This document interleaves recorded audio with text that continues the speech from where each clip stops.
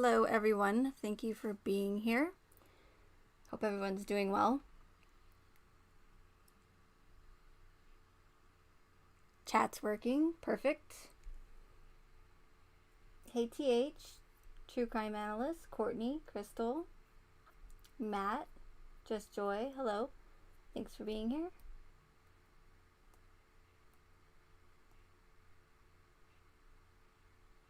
Hey Cynical Sam, Alexis. So, I know that you guys have probably seen this body cam footage at least once, if not multiple times today. I did attempt to play it on DLive, and I actually got a warning in the middle of my stream from DLive about playing copyrighted content. So I unfortunately had to stop it in the middle of the stream until I can figure out whatever that's all about. So, hey Spacebound. I don't know if I'm going to play the entire body cam footage. I really don't think you guys need to sit through all that again, unless you guys haven't seen it. But I apparently I pre-recorded it without changing the resolution that it was on. For whatever reason, I don't know if you guys have an issue with this, but especially on my phone, I'm not on YouTube a lot on my laptop, mostly on my phone. But for whatever reason, even when I go and manually set the resolution to the setting that I want it on, it never stays on it. It always goes to 360. So every single time I go into a live stream or to watch a video, not every single time, but a lot of the time, I always have to go and change it to 1080 for whatever reason. I'm not sure. I don't know. It's a conspiracy. No. But yeah, so I don't know if you guys have that same issue, but I didn't even think to check the resolution before I started pre-recording because I didn't want there to be any, buffering issues. So it's not in the greatest quality, but that's okay. It doesn't have to be in 1080 for this body cam.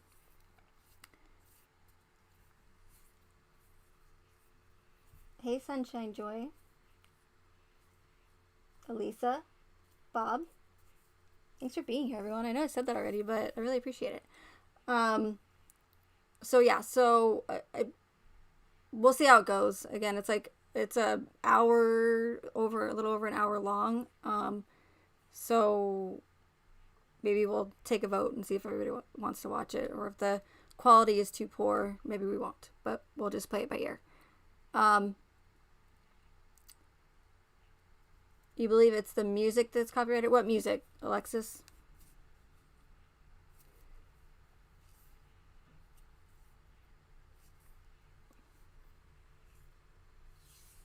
Hey, Incognito. And if I say hi to you guys twice, don't mind me. You guys know I'm not that great at this. But if you get if I tell you hi twice, then that just means you're special. I'm just kidding. I do think he acts a little bit like Chris Watts, but not completely. I do get the kind of I don't know, nervousy, whatever kind of actor quality, I guess you could say. But I'm gonna say that this case is very new. I can't say with 100% like I can the Watts case that it's orchestrated, but I am already seeing so many red flags, so much symbolism. Oh no, Alexis, I was just playing the body cam footage on DLive, but I know what you're talking about. So hopefully I won't get a strike for playing this footage. I've seen several other channel creators upload it as well as stream it, and I think that their videos are still up, so we'll see how it goes. Hey Emmalou. Hey Listen Peeps. I love that name. Listen Peeps. Hey Nelly.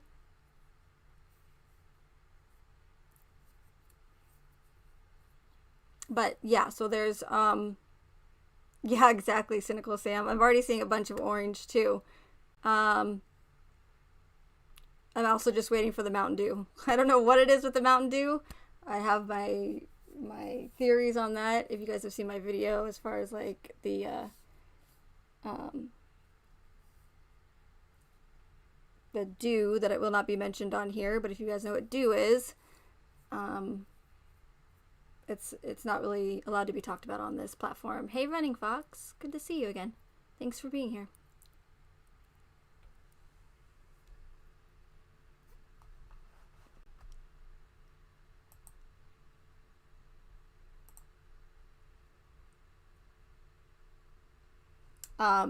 But so, like I was saying, there's red flags already, a ton of symbolism. It's almost overwhelming at this point. And there's even ones where I'm like, there's another one, and I'm like, okay, maybe I'm getting, I'm getting a little too carried away. But the way these people operate, you guys, they are all about their symbolism, and I've been telling you guys that for a very long time now. They literally, with these orchestrated events, and I'm not implying that without a doubt 100%, like I said, that this case is orchestrated, but there's many things that I'm seeing in the same patterns with other, or that are, the same as other orchestrated events. So I won't go there yet, at least.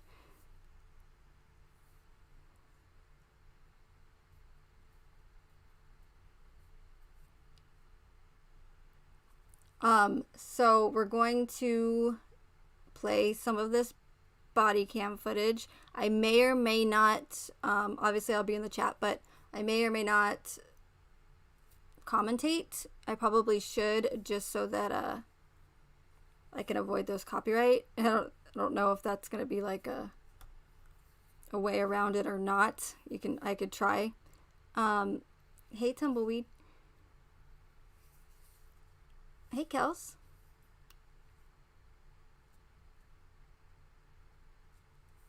Hi, Dub. So we'll see how it goes. I might not be able to resist, and because I don't want to sway your opinions at all, because obviously that's not what this channel is about. But it's going to be difficult for me not to point things out, because I want to see what you guys are picking up and what you guys have learned from what I've told you over the past, depending on how long you've been following me, but what I've been talking about for, over 2 years now, especially with the Watts case. So we won't waste any more time. We'll go ahead and get started, and here we go.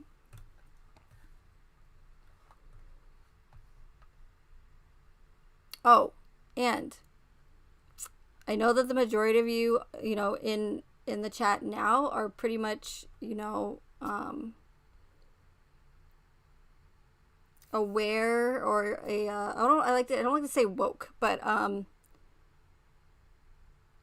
you guys are critical thinkers that are in this chat right now, so that's great. However, if you are new to this channel, or this is your first time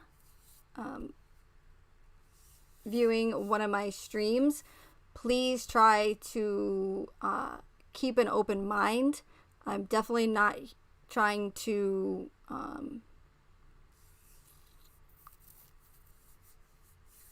be disrespectful at all. However, I'm gonna, as you guys know, I'm gonna have to probably hurt some feelings, or people are not gonna like what I have to say. Hey, Tatum. Hey, Scotty. Hey, Snipe. Thanks for being here. So yeah, so if you are new, there's going to be some people that are probably not going to like hearing what I have to say, unfortunately. But try, if you can, to, I know it's difficult, especially with these true crime cases and these tragic cases, even though she's just still missing. I know it's difficult to not let your emotions get to you, but if you can, try to put those aside, at least for my streams, if you can, because it's going to make it very difficult for you to see what's really going on. That's pretty much right in plain sight if you're going to have those emotions that are going to cloud your judgment. Hey, day by day. Okay, here we go.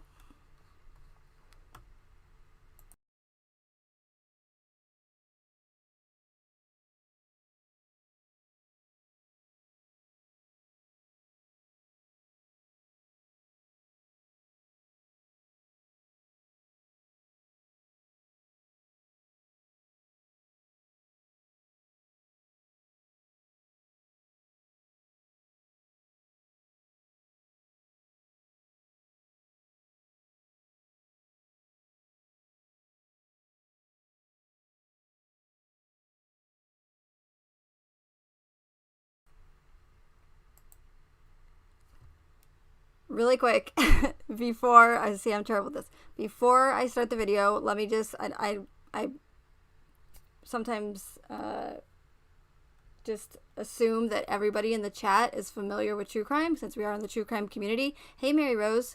I did see the monarch butterfly pic, and I will be showing that, and I'm sure everyone's probably seen it, or most of you.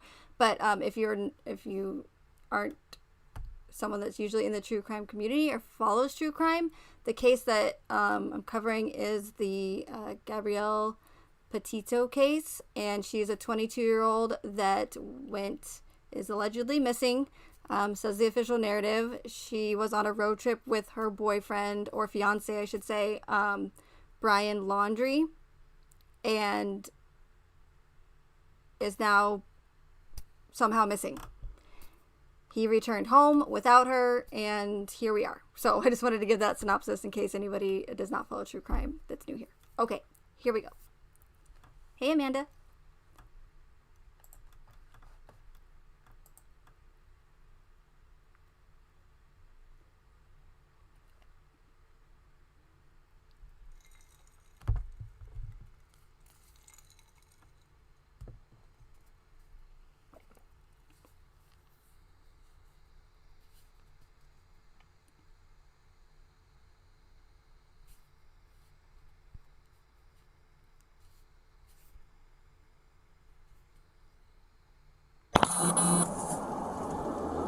Driver is showing some obscure driving, possibly intoxicated.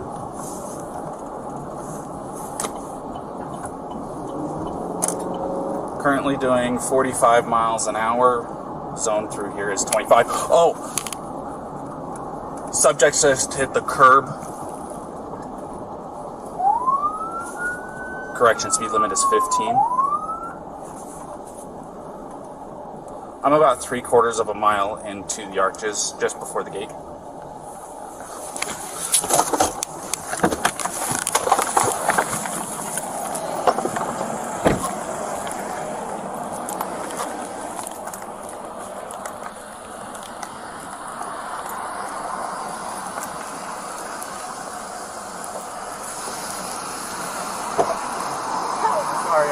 You want to place your vehicle into park and go ahead and turn it off for me? No, park? Oh, it isn't park yet. Okay, turn off your engine. Go ahead and set your keys on the dash for me, alright? What's your guys' names? Gabby. I'm Brian. Gabby, Brian? Okay. What's going on? How come you're crying? I'm sorry, we've just been fighting. Okay, so that didn't last long. I can't help it. Plus, I don't want to have to go back over and scroll through it. I didn't take screenshots of anything that I wanted to point out in the actual body cam footage itself. One thing I'd like to say is that he said that not that this has anything to do with it, but I just thought it was odd that he said that it was a 45 mile an hour zone when it was actually a 15 mile an hour. So the fact that the police officer didn't even know the speed in that area is kind of strange. But anyways, I'm sure it's just a mistake. So we're only not even 2 minutes into it, and if you guys are familiar with occult symbolism, how they love their numerology, their colors, especially with the Watts case and other orchestrated events. You're going to see a lot of certain color patterns that pop up. That's one of those characteristics that you need to look out for in, you know, especially these tragic cases that get so much mainstream media attention, and especially the ones that don't add up and that seem to have a lot of red flags and inconsistencies in them. They literally put this symbolism in plain sight. And if you know what to look for, it's super obvious. Almost to the point where it's ridiculous. And you're gonna see that here during this live stream. So less than 2 minutes in, I'm already seeing orange construction barrier things. I don't even know. I was on D-Live earlier. I'm like, what are they, cones? Are they, like, I don't know. Anyways, you're looking at them. Orange, 2 of them, your duality. They love duality. You're going to see a lot of double numbers in this case. More than likely, I'm already seeing them. Double letters. The pillars, looks like in the Watts case, all the orange flowers in the kitchen, orange Broncos, orange, orange, orange. So that's something I noticed right off the bat.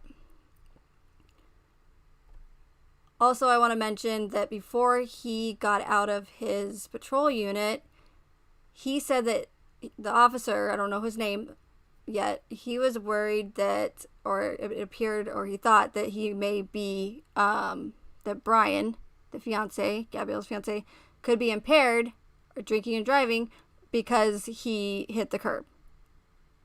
I just want to point that out. Here we go. Morning. Some personal issues. It was a long day. We were camping yesterday, and camping got the south flies and stuff. I'm sorry I hit the bump there. I was distracting him from driving. I'm sorry. Can I get you to step out of the vehicle for me, man? Yeah. Just hang tight right there. Do you mind if I take your keys and just put them on your hood? You got it, buddy.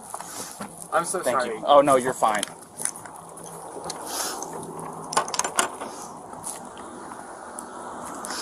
I'm going to go ahead and close your door, okay? Why don't you come over here?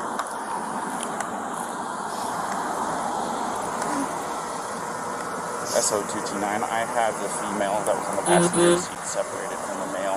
Keys are on the hood. You want to tell me what's going on? Yeah, I don't know. It's just some days I have really bad OCD, and Okay. I was just cleaning. Again, I lied. I don't think I'm going to be able to play this whole thing through, but hopefully I'm hoping that most of you have seen this body cam footage already. So I do apologize for the stop go, but like I said, I don't want to have to like scroll back and then I might forget something important. So he says that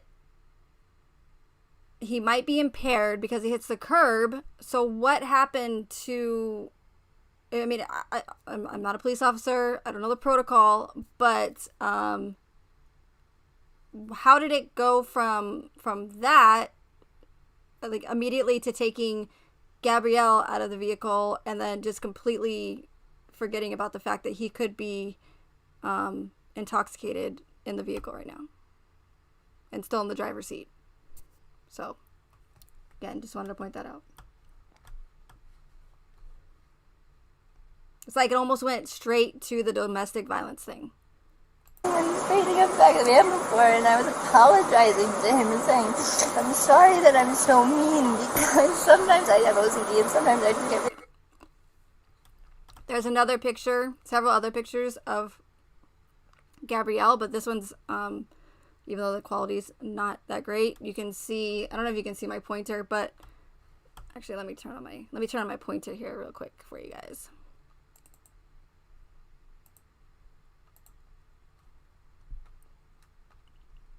But right here, the necklace she's wearing is a triangle. So there's your first triangle for you. One of many. Really frustrated, not like mean towards him. I just like I guess my vibe is like I am like in a bad mood, and I was just saying I'm sorry if I'm in a bad mood. I've just been really stressed. I had so much work I was doing on my computer this morning. What do you do for a living?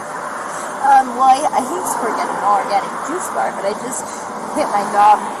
Okay. I was a nutritionist. That was my That's job, cool. and I just quit my job to travel across the country, and I'm trying to start a blog. I have a blog and stuff, so I've been building my website, so I've just been really stressed, and he doesn't really believe that I could do any of it, so that's kind of been like a, I don't know, he's like down there, I don't know, we've just been fighting all morning, and he wouldn't let me in the car before, and then Why wouldn't he let you in the car? Because of your OCD? He told me I needed to calm down, yeah, but I'm perfectly calm, I'm calm all the time, and he really stresses me out, and this is a rough morning. Well, why don't we do this? Why don't I sit you down in the back seat of my car? You're not in any trouble, okay? I'm not going to be putting handcuffs on you. You obviously don't have any weapons. I'm going to get you into the air conditioning, let you take a breath, relax a little bit, and then I'll come back and talk to you in a few minutes, okay? Okay. Alrighty. Like I said, you're not in any trouble. So just go ahead and take a seat.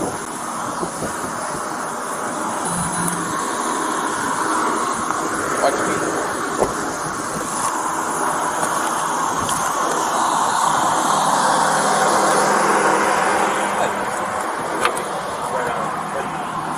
Gabrielle, you talked about fiance, right? What's that? You talked to Gabrielle, right? Yeah, I just spoke to her. Yeah. So, you want to do me a favor? Let's go ahead and get you to step out of the vehicle, alrighty?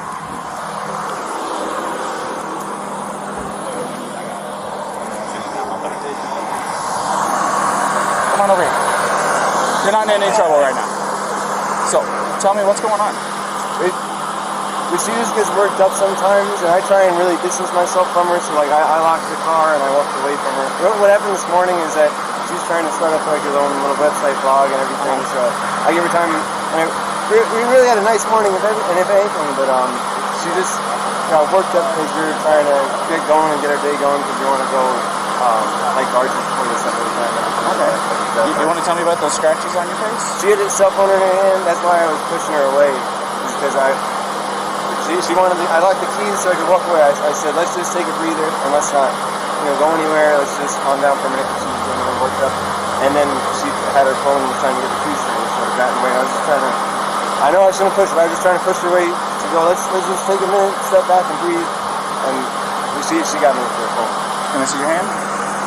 Oh, you got a mark right here. Oh, that's from a wire. That's from a wire? Yeah. You want to tell me about hitting that curb? Again, what happened to he might be intoxicated because he hit a curb? How does the cop just completely disregard or just forget that? Granted, you can probably if you don't smell it on them, I guess. However, there's ways to cover that up.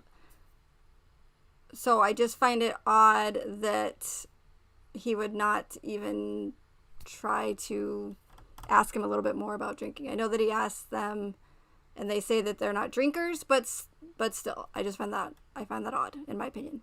I'm glad I did pause it right here though, because if you look on his shirt, on Brian's shirt, I don't know what it is. It's hard to see because of the quality. All I can see, I think it might be like 2 trees or something.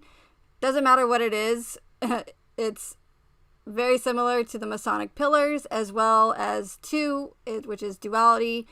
Again, you're gonna see with this occult symbolism and the ones who orchestrate these events love their duality. And RV Truth, the channel creator that I talk about all the time, who I'm always telling you guys to go check out because he covers not true crime orchestrated events, but your terrorist attacks, your school shootings, and your other psyops. He's always constantly talking about the duality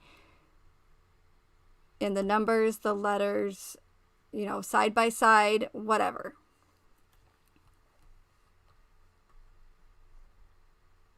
Hitting the curb was her grabbing the wheel. she grabbed the wheel? Yeah. She said, I can't believe we're getting pulled over, and then she grabbed the wheel. What about the speed? Did she take over the... No, I take thought over the pedal on you? if I was going fast, I'm sorry. No, it's probably just the moment of like, I'm still shaking now. The adrenaline, seeing the lights flashing up, and then her gripping the wheel. So if I sped up, I'm sorry about that. Or if I was speeding beforehand, I'm sorry about that. Yeah, it took quite a bit to catch up to you. So, yeah. I'm sorry about that. We're just going into the park again to get water because we have a 6-gallon water container to fill up. So we're just grabbing water for the hike. Okay. And I was trying to keep everything calm and quiet because there's plans still to go for a hike, but it's good. I'm really sorry about that. Of course. Do me a favor. You want to go ahead and just take a seat right over here on the curb for me? And if I was speeding, I'm sorry. I apologize. You don't have anything in that pocket or anything like that, do you? Nope. Just the wallet? All right. And then, do you mind lifting your shirt so I can check your waistband? Turn around for me real quick. Perfect. Nothing. I just want to make sure. That's all, man. Go ahead, do me a favor. Take a seat, all right? Oh, do you have your ID on you? In the car, if you want to come with me. No, we'll just do this. Just go ahead and take a seat. You can come with me, I'll give you a seat. No, you're fine. What's your first name? Brian? Brian? Is that layman spelling? B-R-I-N, yeah, and L-A-U-N. And then your last name? L-A-U-N. L-A-U-N. D-R-I-E. D-R-I-E? Yep. Laundry? Mm-hmm. Okay. What's your date of birth, Brian?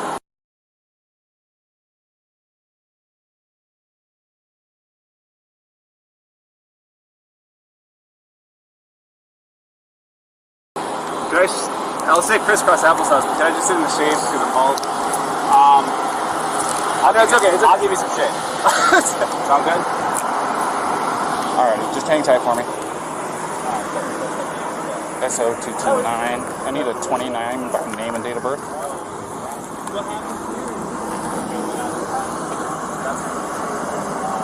First name Brian, layman spellings, last name Laundry. Lima Alpha Uniform, November, Delta, Romeo, India.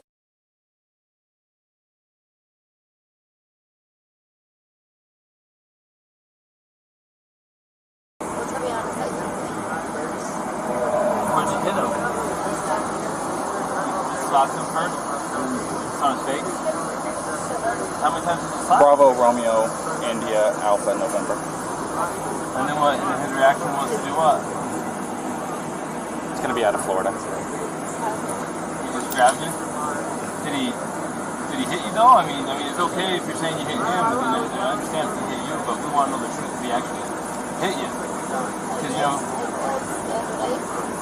where did he hit you? Don't worry, be honest.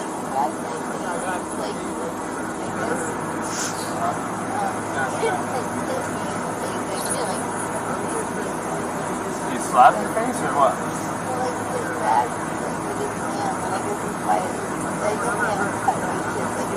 Yeah. Go ahead. Okay. So has he been drinking? No, we don't drink. Okay. What was up with his driving? This officer said he hit a curb. While you're driving? While he was driving, you were hitting him?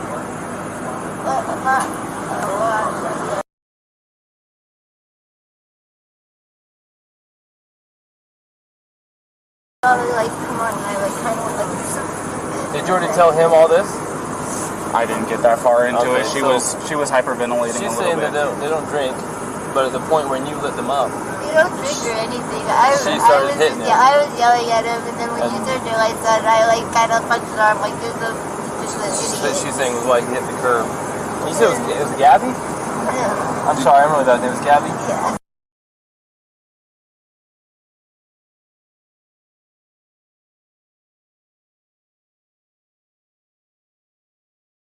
Try to meditate stuff, but you tend to have a lot of anxiety and stress. I have a lot of anxiety. And what's his name? Is it Brian? Is he usually pretty patient with you? Yeah. But it just makes me upset. I know that he definitely gets frustrated with me a lot.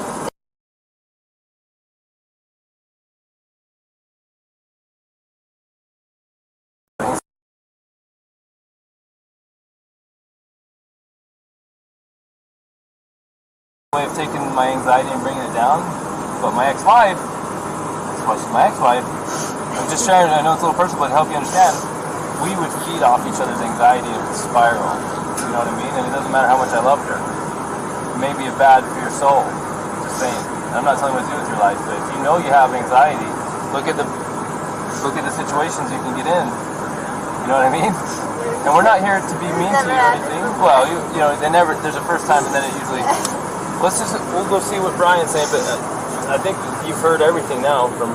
Quick question. You said you were hitting him in the arm. Did you grab the steering wheel? No, I didn't. You did not touch the steering wheel? I didn't touch the steering wheel, but only for like a second, because I just saw the lights come on, and it was more just like, you're an idiot. Like, you know. But did you grab the steering wheel and like swerve or anything like that? No. I didn't touch the steering wheel at all. Nicest cop ever, right? I mean, he's just really just comforting her, I can't even talk. Comforting her, and talking about his wife, like, very personal for a police officer so soon into pulling a couple over that could possibly be in some sort of domestic dispute, right? Isn't he supposed to say, like, what happened without, like, coaching her and saying, did you do this? Did you do that? Sounds very Chris Watts-like when it comes to Tammy Lee and really coaching Chris Watts. It's just nothing about this. Again, I'm not a police officer, but nothing about this seems to be going, like, it doesn't seem like protocol, in my opinion.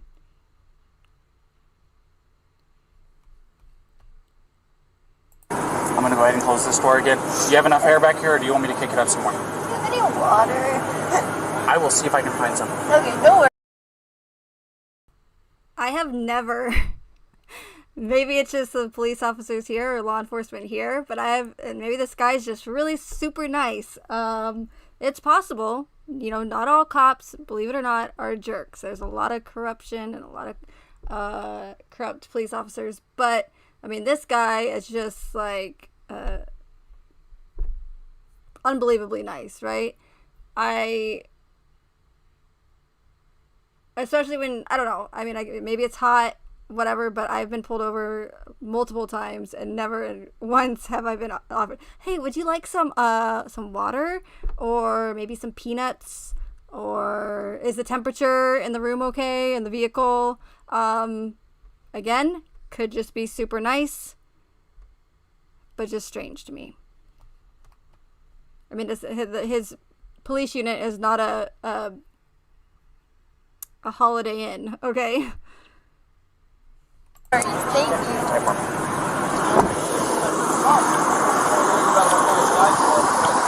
wouldn't happen to have any water, would you? Oh, yeah. Can I get a bottle?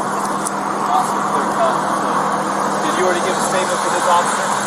I've got this gentleman here. Yeah. This gentleman noticed that you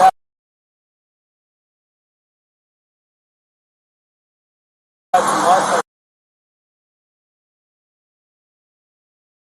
So when I pause it, oh, here we go. Okay, so see right here's, again, I could just be, I don't know, getting ridiculous with my triangles, but if you look on the ladder here, here's another triangle, this white triangle, and you'll be able to see it. Just look out for it as soon as I press play again.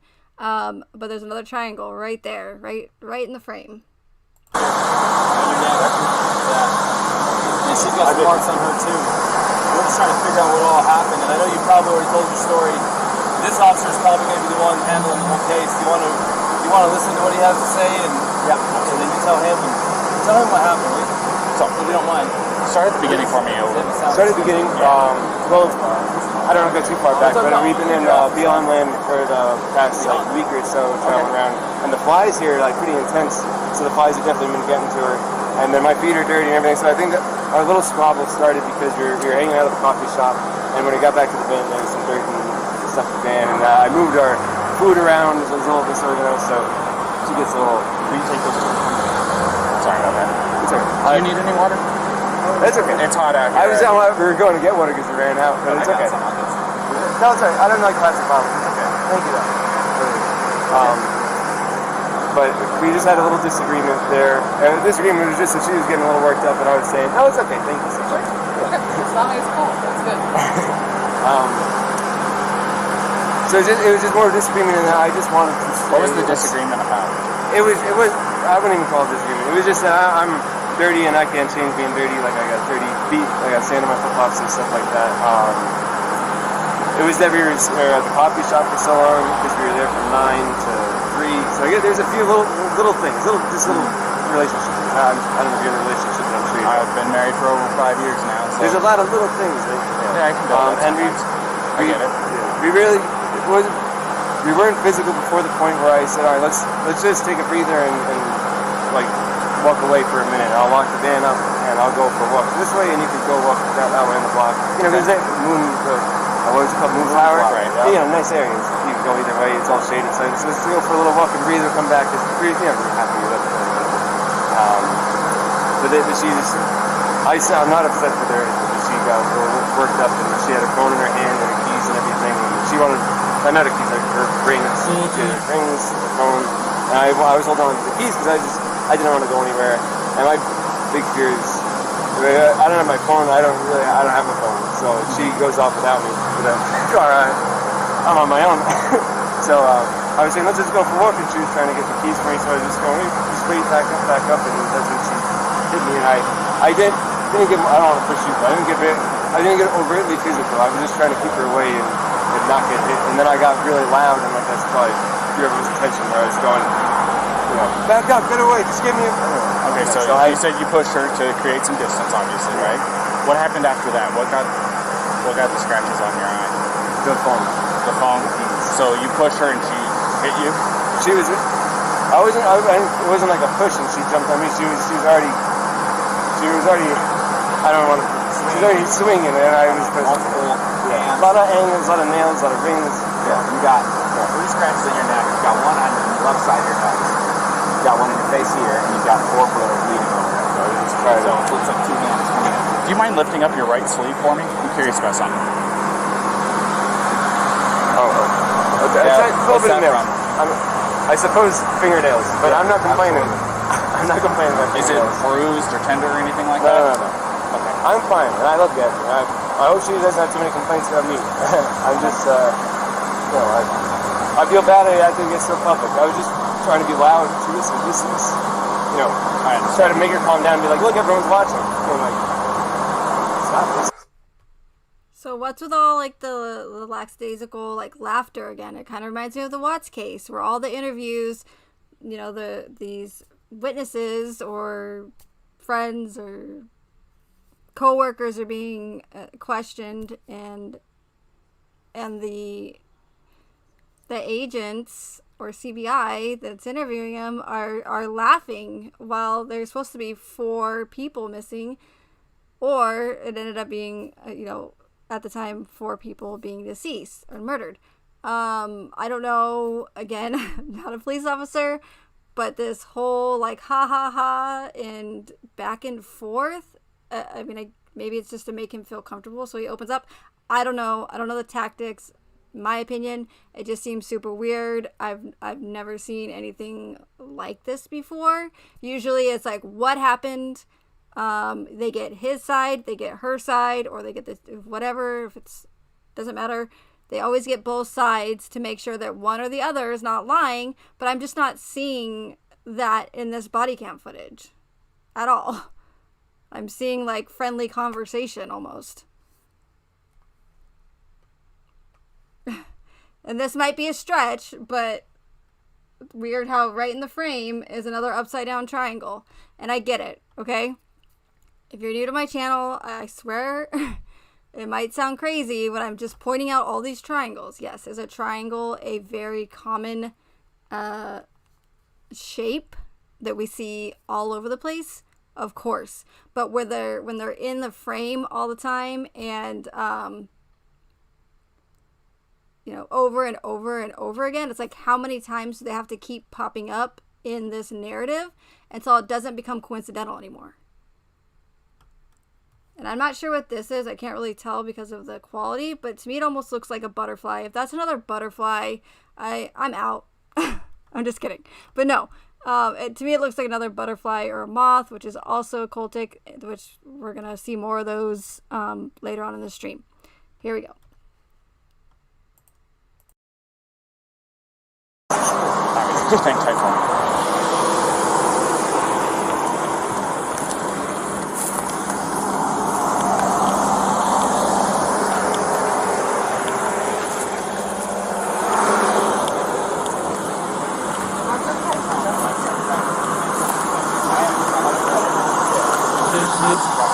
I got a quick question for you, Ryan. Sure. Do you take any medications or anything like that?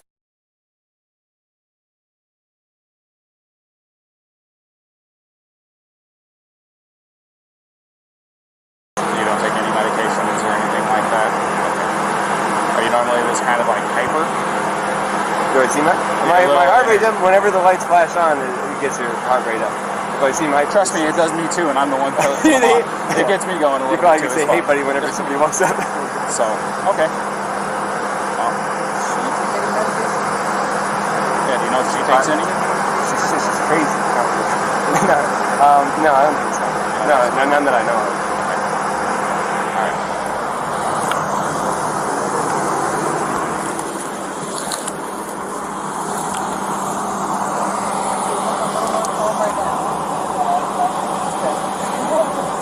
Real fast, can I get your first name? Gabrielle. Gabrielle, how do you spell that? G-A-B-R-I-E-L-L. And your last name? Petito. B-E-T? So we're almost 20 minutes into this body cam footage, and now he's just getting her full name. Again, I'm gonna keep saying this. I'm not a police officer, but is this usually the process? Isn't it like names first, questions later? Background, running their license plate, running their information, getting both of their driver's licenses or IDs or some sort of identification at the very beginning so that they know if they have any warrants or if they're felons or if they could be dangerous, even if she's cute. Doesn't matter. Looks can be deceiving. You never know. So, why is it 20 minutes in and they're just now getting information after he already offered her water and the temperature's right and they're just laughing back and forth? Again, this just seems so unrealistic. There's a ton of body cam footage out there that's available that you can see that just, it doesn't usually happen like this. And I'm sure people are going to say maybe they're rookie cops and they don't know what they're doing. I just don't buy that. P. I see. Oh.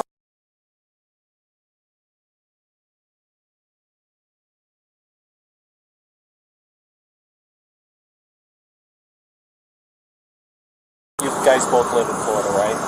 Or that's where you guys come from? My license is Florida right now, but I'm from Florida. But that's where you have it out of currently. That's our 229. I need a 29 for a name with date of birth.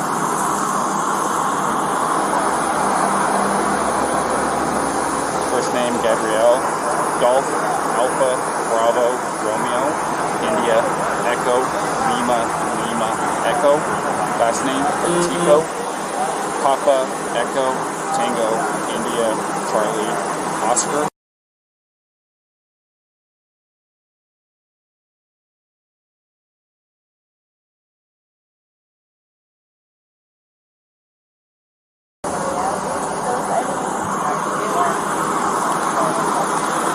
It's going to be Florida.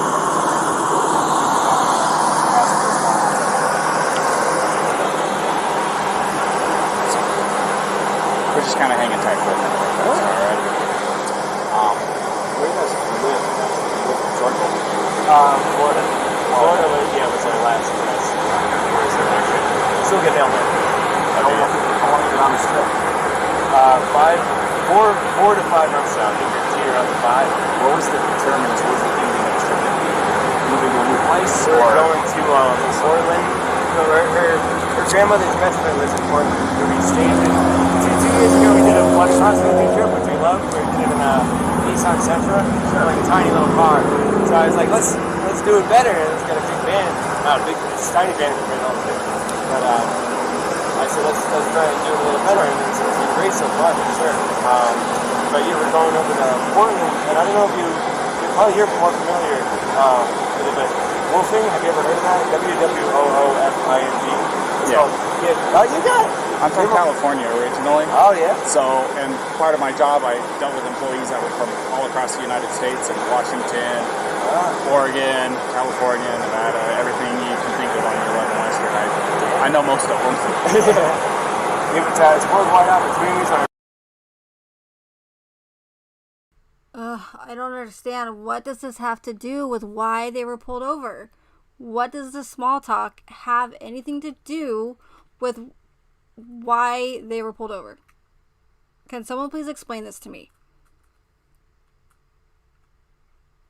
We're only 20 minutes into this body cam footage. It's over an hour. I haven't even seen the entire thing yet, to be honest, you guys, because like I said earlier, I pre-recorded it. I was in and out while I was recording, and I figured I'm going to have to watch it anyways on DLive. However, that got shut down early. I don't even want to, I can't even imagine what's on the rest of this body cam footage, because what could they possibly have to talk about for over an hour? Or two, I don't even think I can make it through this, to be honest with you. But I'm going to try. I'm really going to try. It's going to be difficult. I'm not understanding it. Organic farms, so it's like a volunteer work-away type of situation where you can work on organic farms. So that's our goal once we get over to Washington. We'll do that from Washington, then down to Oregon, and down to California. So I'm close to Washington. What part of California is that? I'm from a town just outside Sequoia National Park. You're going to be going through there? We'll get good in the way of outdoors. Go ahead. But no, it wasn't too bad at all. I just got phone with one of the two witnesses, and I recorded it. You want me to tell you what he said? Yeah. Real quick. Do you mind hanging with him for a minute? So, get away from both of them. So, he said that he never saw the male strike the female. He saw the male trying to lock her out of the vehicle. She even told us that he was trying to lock her out, told her to go take a walk, so that she was trying to get in. She eventually couldn't get in and actually clawed her way in through the driver's door. He says, I don't understand why she's doing that. Well, I think it's because it was the only door that wasn't locked that she could get through. She's trying to get in over him.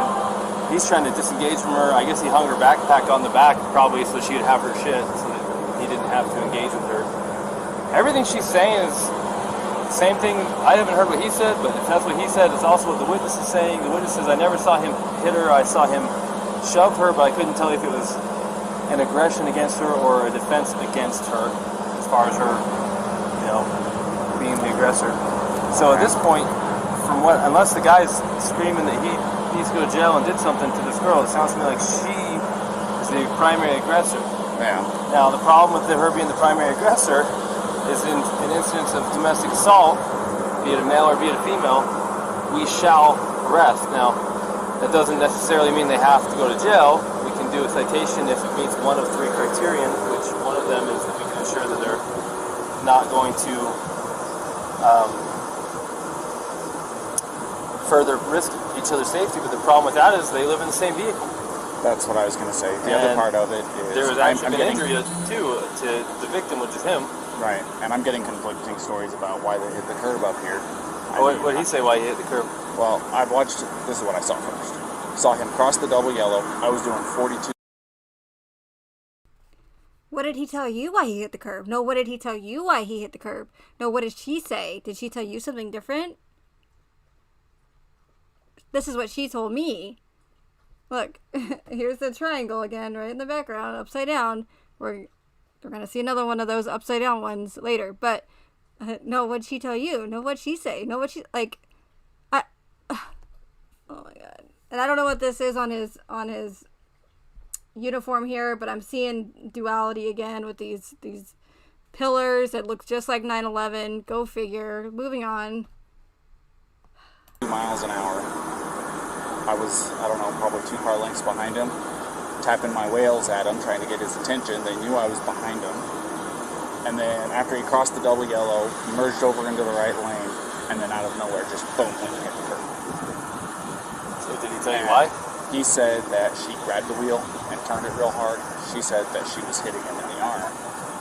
So sounds legit. I mean, I'm sure if I'm driving and my arm's on the wheel and I'm getting hit in the arm, I'm probably pulling out the wheel. Yeah. And I'm sure it was a little of both, and usually the truth is somewhere in between. He's probably trying not to say that he hit her because he probably doesn't want her charged with assault, domestic assault. He probably would rather say she pulled the wheel than hit him.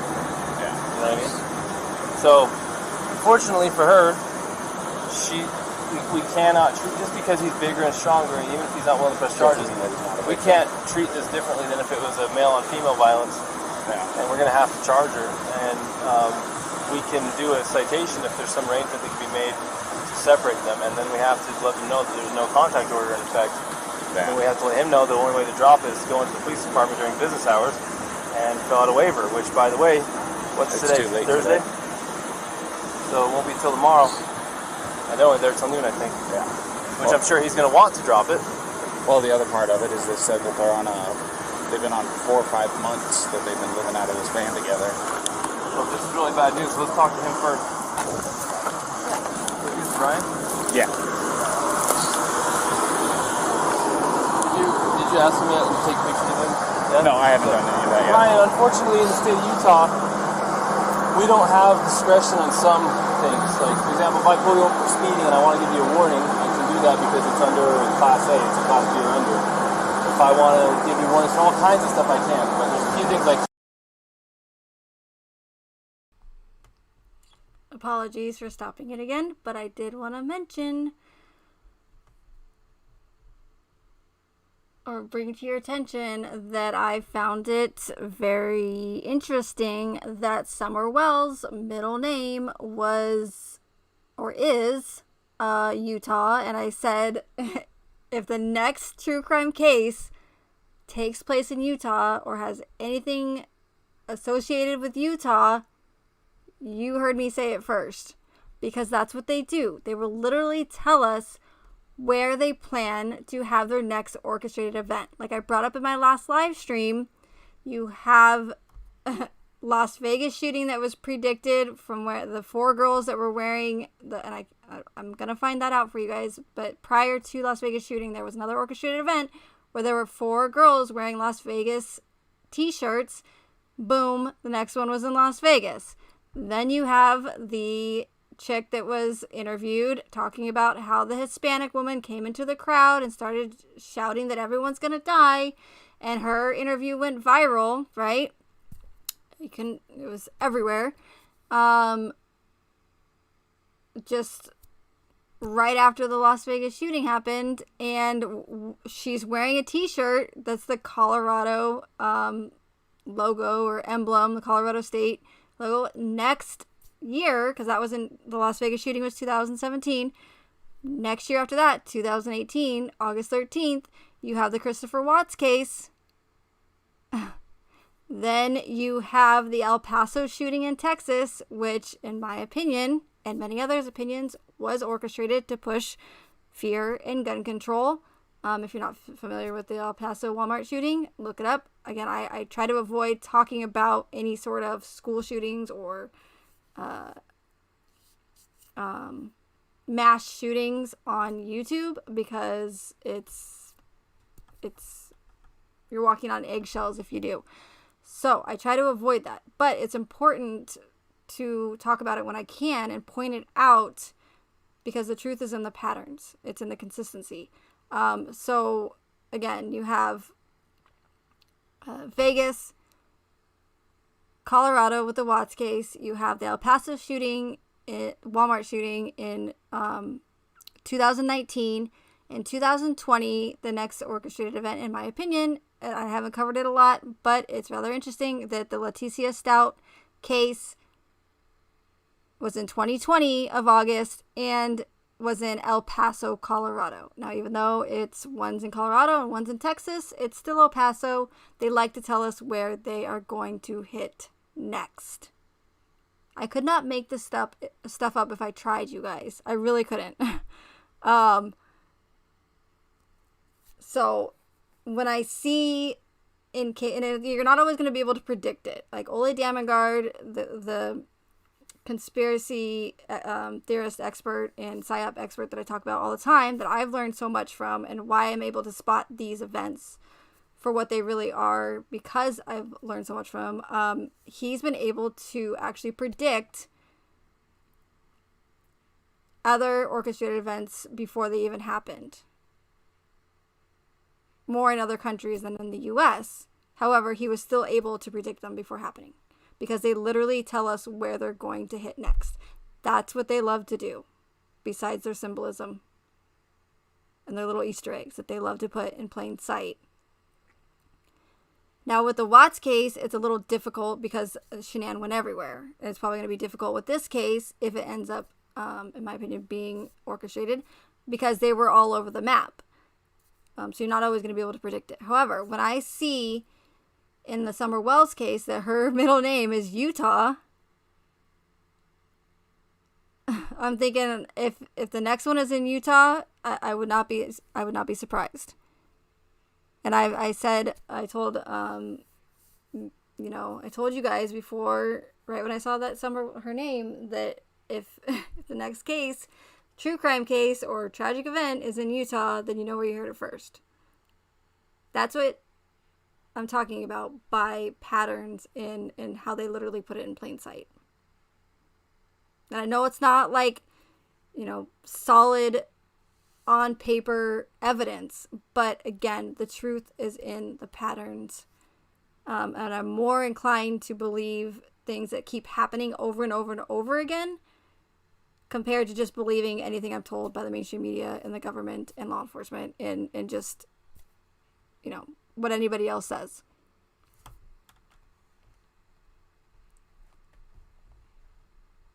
When I say I, please, I'm not in charge.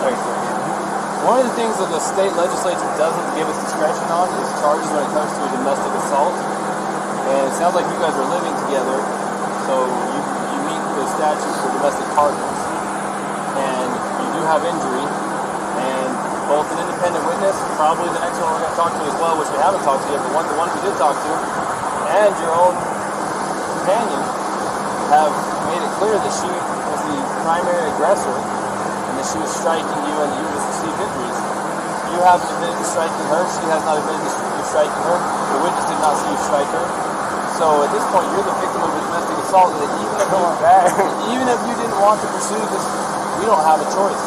The best thing we can do to not, the law says we have to charge her, doesn't say we have to put her in jail. Okay, but it also says we have to separate through a no contact order, and we have to put her in jail if we cannot separate.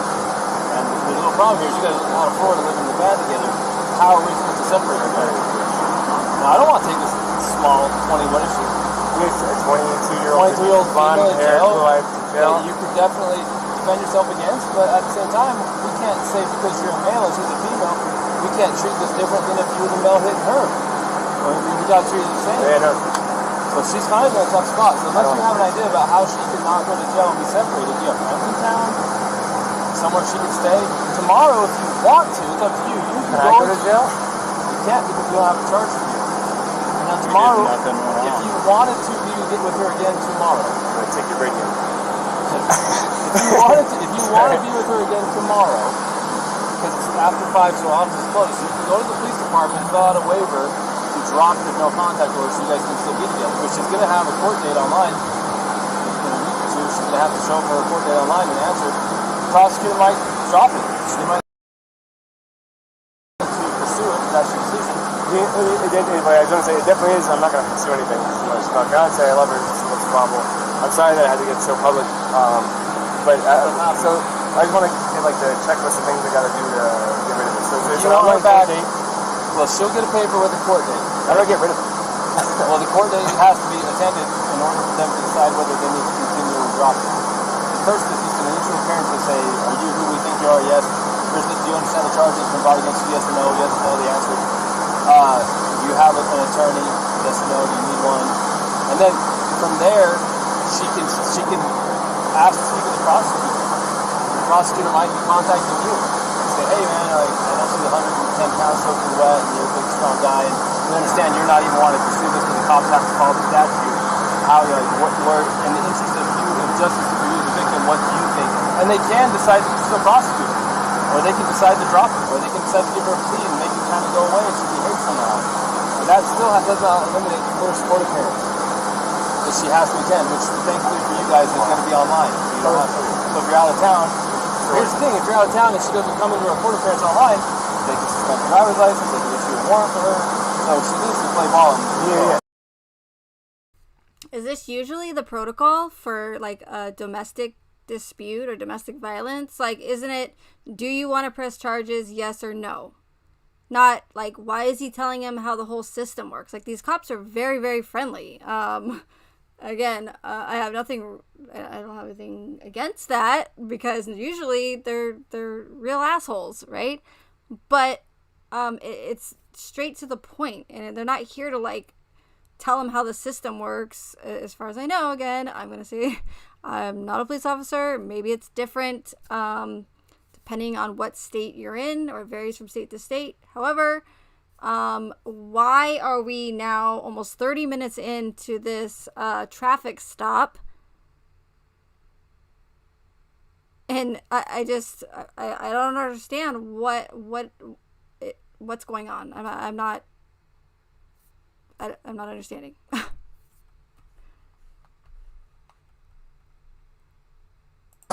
that make sense? Yeah. And remember her team, me and her team, I'm sorry about all this, I apologize again. But so she's got her online court date, just acknowledges she's her, and then she's got the one for the, there's automatically right now, there's something called a no contact order in place. Yeah, from this point forward until tomorrow, if you wish to drop it, you have to go to the 217 East Center Street, Mon City Police Department. I've got all the paper. And you have to ask them to give it to you. You want to fill out a waiver that you're requesting a waiving of the contact order, no contact order. No contact order means she cannot come into contact with you, she cannot talk to you, she cannot text you, she cannot go onto any premises you're occupying, she cannot go to your vehicle. And until you drop that, or until a court date, if you don't drop it, it'll stay in effect until midnight on the day before. And then that gives you time to get the protective order, a long-term one, if you feel like you need one. It sounds like you don't even want this one. So tomorrow, they open at 8, you can go into the police department, you can fill out the waiver, they can remove it, then you can say, hey babe, where you at? Let me pick you up. And you can pick her up. Now, we're hoping not to put her in jail, but if she doesn't have somewhere to go tonight, to be separate from you, then where are we supposed to I can't talk to her now because it's separation, right? Contact over there. So tell me this: do you guys have enough money for like a hotel room or anything like that? Because what we could do is we'd cite her for this, and then I'd give her a ride over to whatever hotel you guys is choosing. Pick her up there tomorrow if you want And to know what they open. On your way to go pick her up, you stop over there at the PD, sign the paperwork that they're requesting, and then you can go pick her up quite literally within minutes. Unless you know someone else in town that's a friend that you can stay with. Yeah. You know, unfortunately not. I don't, and I guess that... Man, I sure hate to... I don't want her to go to jail. Well, if she goes to jail, it's like, that goes down somewhere instead of her going to a hotel, right? If you did a citation, It kind of depends. So if she goes to jail, they're going to book her, and they'll take her fingerprints, and they'll go on her criminal history, and then if they don't convict her, then it will just show that it was dismissed. It'll show that criminal history, but the charge was dismissed. If she was found guilty, it'll show up that she was guilty of domestic assault. But the charge itself will show up on her criminal history until she gets expunged. Now, even if we give her a ticket, we're still going to take a fingerprint, and it's still going to show up. Either way, it's going to show up. There's no way around a Class A. Or is this Class B? This is Class B. But they do require a fingerprint on it. Yeah. Okay, so... The other part is if you contact her or she contacts you, she can be charged with a Class A. Well, which is a little bit different, but it doesn't help us. if you were to contact her and she responds to you, then she can get a new charge for violating the contact order. No contact order doesn't restrict you, it restricts her. So if you go talk to her and we find out and you're not in trouble, she'll be in trouble. So you need to be interested. Does that all make sense? No, I'm getting it all. It's a lot, really quickly. I'm getting it all. I'm just trying to figure out a way through it. You don't know anyone in town? You guys been around long? No, I don't know anyone in town. If she went...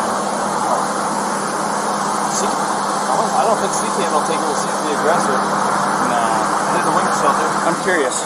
You can find out. Say, hey, she doesn't have But where to go. if you did the citation, say she drove off she could drive off in this car. We could give you a ride somewhere. I got my backpack. Sucks for you. I got my backpack. You can spend the night. You want to drive me to Delicate Art? Does she have a good driver's license? She's a driver's license, yeah. Yeah. With your vehicle? Yeah, she can. Well, then you'd kind of be homeless for the night. And man, I can't talk to her at all. Well, and I've got to do the thing, so I can't go camping. We can tell her what it is that she needs to do to get through all this, and then let her know what your plan is. Here's the problem, though. If we take you up to Delicate Arch, you're going to be hoofing it from Delicate Arch all the way down to Moab Center Street so that you can fill out that paperwork, because if you're not there by noon tomorrow, you're going to be looking at Monday morning. It's early on Friday. Yeah. You'd be looking at Monday morning before you could actually see her again. And again, we're not trying to make your life hard, but this is written in statute. There's nothing a lot of about it. bureaucracy. It's designed to protect victims of domestic assault. Not everybody's the same. This is different than normal, but we have to treat everything the same. And that's how it is. You think you can't afford a hotel? No, very little money we have. Okay, so we're not there yet, but, we've already been talking about it in chat, and what's going to happen here, as you're going to see, is that they're going to let Gabrielle take the van, even though she's clearly distraught and upset, and not only that, but they never, the reason why they originally, or what the police officer says, why he pulled him over, is because A, he was speeding, B, he hit the curb, and believed that he might be under the influence. Never once did he bother to give him or question him or, hound him at all about whether or not he's been drinking or they're under the influence of some sort of drugs. Yes, they did ask them, but that was it. It was like, have you been drinking? Are you on I don't even remember if they said, are you under the influence of any drugs or whatever? Or have you taken any drugs? Are there any drugs in the vehicle? I do know that they did ask about alcohol, but that was it. One time, and they went straight to like the domestic dispute thing. So, without doing some sort of sobriety test, especially with how upset and erratic that Gabrielle is, granted, yes, they're claiming that they got in a domestic dispute and they were fighting in the vehicle. But you can't let this, I don't want to say you can't, because like I said earlier, I'm not a police officer, I'm not in law enforcement, I don't know but as far as I know, and as far as I've seen in body cam footage before, without, verifying or confirming that this chick, I don't want to say chick, this young lady, is not under the influence of something, how could you just let her drive off in a van without doing some sort of sobriety or something? Maybe she's not, maybe they don't like reek of alcohol, but how do they know that either one of them are under some sort of influence? They haven't looked in their eyes. They haven't looked to see if they're dilated. They haven't done any of the proper sobriety tests in order to confirm and rule that out. So why would they disbelieve what both of them said, that, oh, nope, we don't do drugs, we don't do alcohol, it was just a domestic dispute. Oh, okay, well then let's just go straight to the domestic dispute then. That must be what's happening then. We believe you. And they're going to literally let this woman drive away in this vehicle without ever doing, being able to confirm that or rule that out.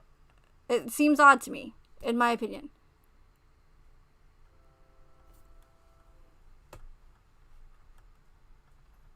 Sure. You want me to? I'll call CK then. See if CK will take it for the night. I'll see if they'll take either one of them, because then we can figure it out. This is the way they showed me. I just noticed something else. See this little, I don't know if it's like a hieroglyphic stick figure or whatever, but again, upside down triangle. So either this couple really likes triangles, or it's just a coincidence that all these triangles are in the background, just, right in the frame with the yield sign.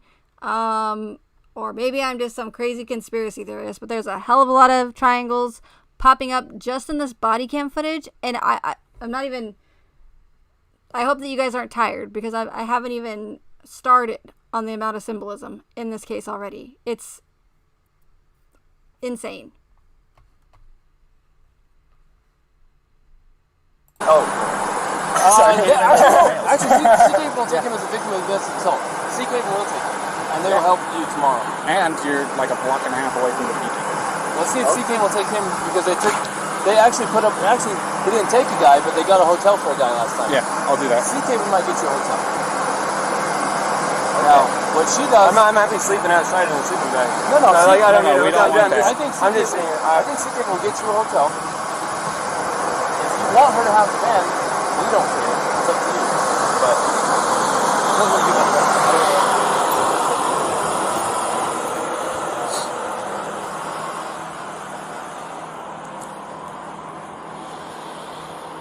Yes, this is Officer Robbins with Oklahoma City Police Department. How you doing this afternoon? Oh, not too bad, not too bad. So I just did a domestic, and the male is going to be our victim. Is there any way that you can help us set him up with a place to stay tonight?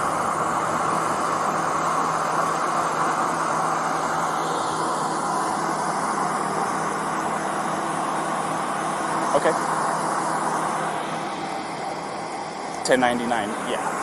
Yes, please. Thank you. Well. Alright. So, the after hours guy isn't there at their office right now.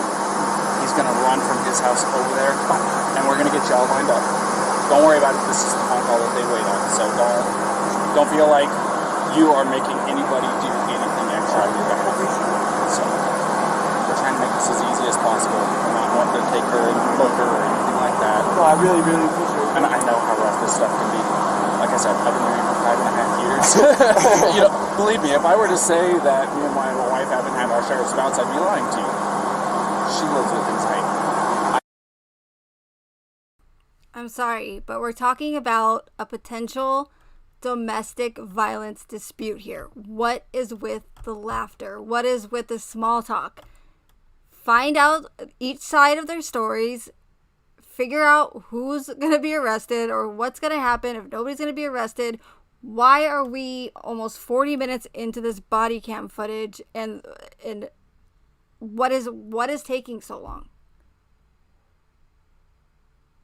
I love how it does say park ranger right on the side of that vehicle. I didn't make a video on this with the as far as the Watts case goes, because it just takes such a long time. But there's so many references to parks in the Watts case. I don't know what the occult connection is per se. All I know is that it popped up a lot in the Watts case. Several interviews in the park, Nicole Kessinger, the Thayers. I'm not even going to get into that because I don't want to get into Watts, because this is not what it's about. It is about the Watts, obviously, because it's connected, but I don't want to go through all that right now. But the park whole thing is significant, in my opinion. Again, what is going on here? Is this real life? I don't think so. And welcome, Melissa. Good to see you, girl. Thanks for being here. I live with a woman. No, both of us are really... I know. Her anxiety elevates my anxiety. And sometimes it that's why I'm like, I gotta walk away, I gotta breathe, but then it backfires even then, you know. But I'm not gonna try to sit here and give you life advice. You've been on this road almost as long as what I have. There's nothing I can tell you that's gonna really make a difference, but at the end of the day, I'm sorry that this has happened. I'm sorry that it went to this extent. No, I'm sorry. I'm sorry. Could I get my key and make like a little bag?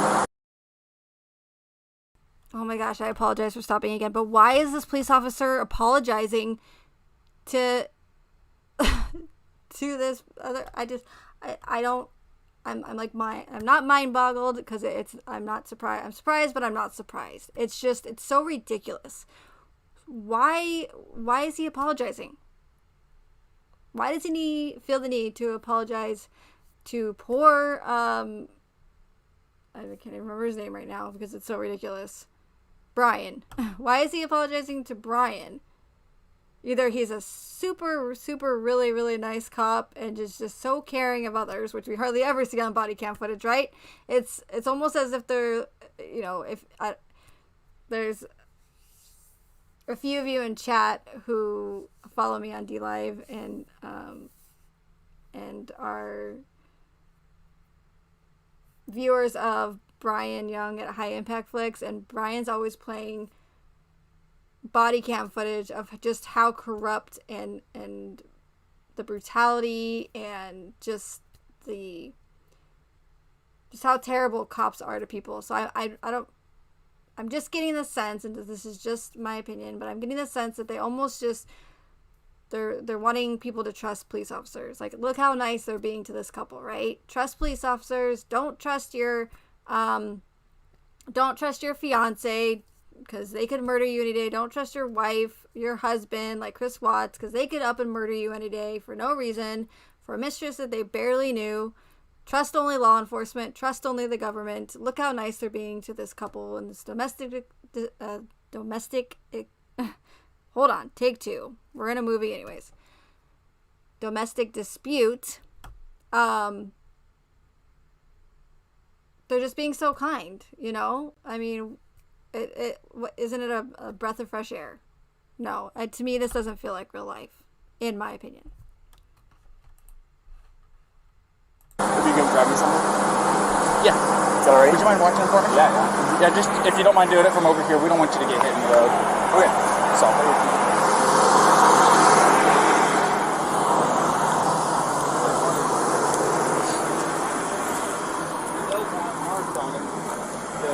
Witnesses say were positive, like he slapped him. And you say he slapped him and we're against the first.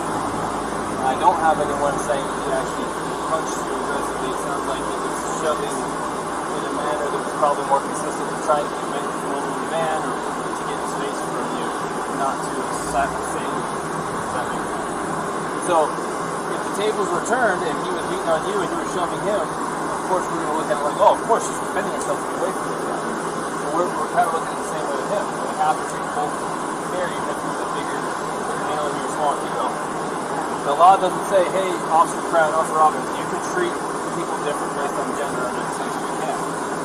Even if it makes no sense, we probably could not physically destroy this man with the heart of the arm. This is Officer Robbins. Hey, how's it going?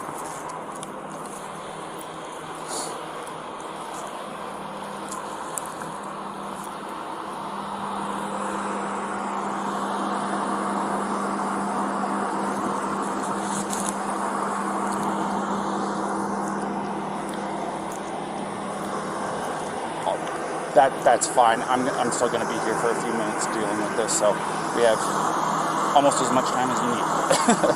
So,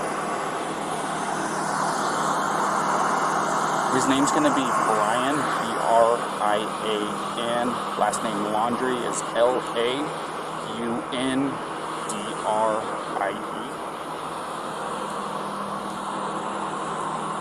In Laundrie? Yeah, well, it's not Y, it's I-E at the end. Yes.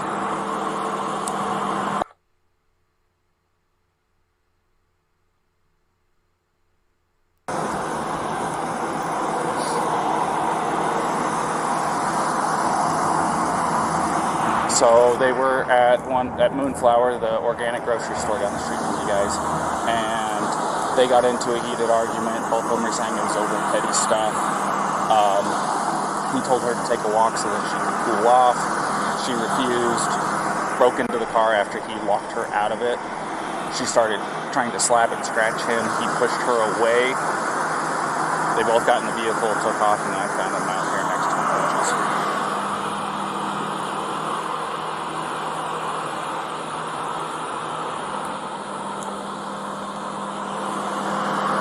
No.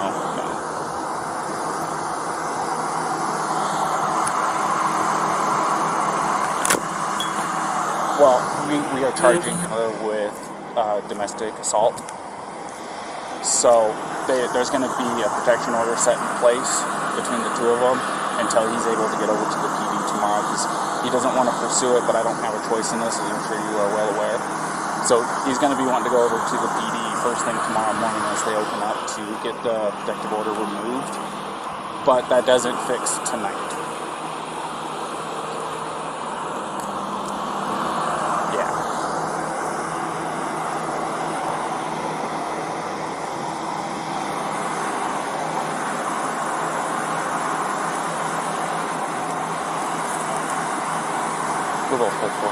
Sorry about that, go ahead.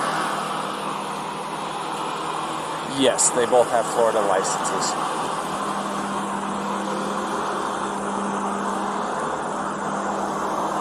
Of course.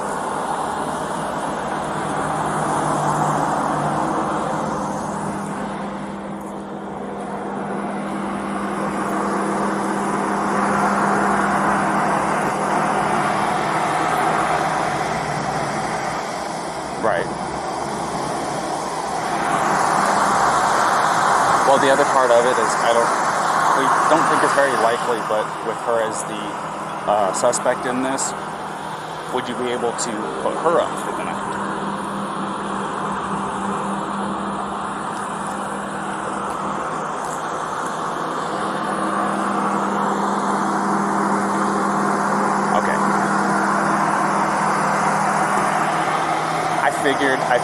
I had to make sure I at least asked. It's better safe than sorry. So I didn't know if that would make your life any easier or any tougher on it. So.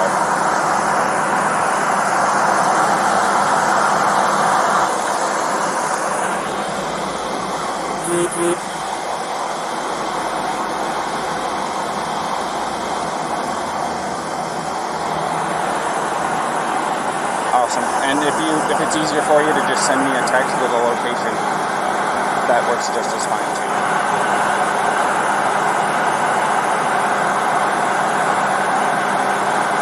Alrighty, sounds like a plan. Thank you. What did you say your name was again? Pete or Philip? Phil. Okay. Alrighty, Phil. I'll talk to you later. Bye-bye.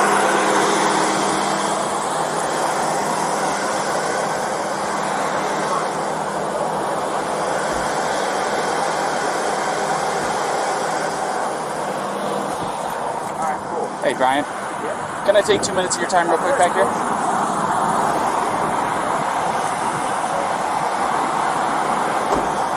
So, because there was an assault that took place and you were obviously showing signs of the strikes, do you mind if I take pictures of the injuries that you sustained? I know it's not super severe. I mean, you want me to call, I can call the EMS if you want me to. You don't seem like you want to go that far. If you want to take a photo, you can take a photo. Yeah, I need to take pictures for my evidence, because otherwise it's going to be your say, her say, my say, and the court's going, so I have to do this part of it, alrighty? So it's just going to be a couple of pictures.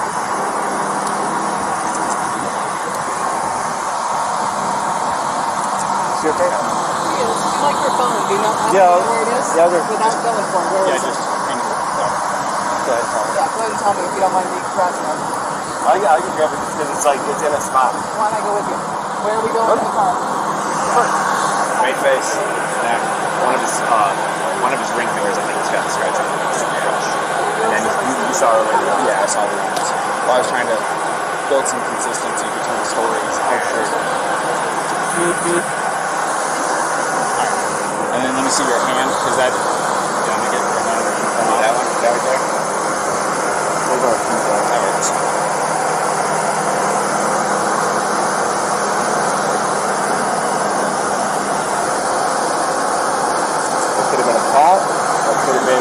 I know you said this is from a wire, but I'm going to take a picture of it just in case, and I'll document that you're saying that's from a wire, not from her. It's just I want to document everything, you know what I mean?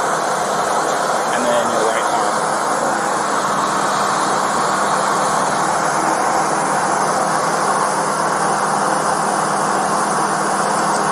Do you have anything on the other arm, on your back, chest, anything like that? Let me get your neck real quick as well. You want to kind of tilt your head off to the right and look up? This way? And then look up. I don't know. And then, this is just for precautions. Do you mind lifting your shirt for me?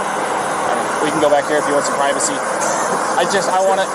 like I said, I want to do a very thorough job. I want to make sure that you don't have any additional injuries you don't even know about. I don't know how it happened. I'm good. You mind here, put your collar down for me a little bit? On the other side? There it is.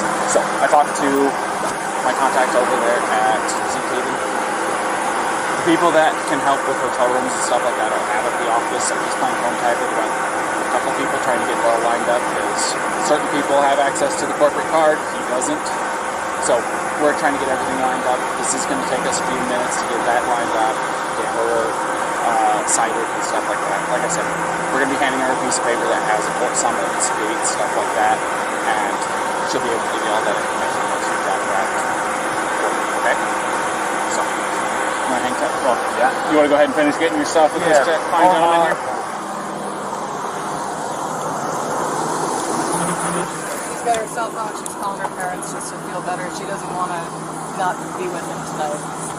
There's no choice in the matter. Yeah. So Brad's nobody's calling the supervisor, at least that's what he said.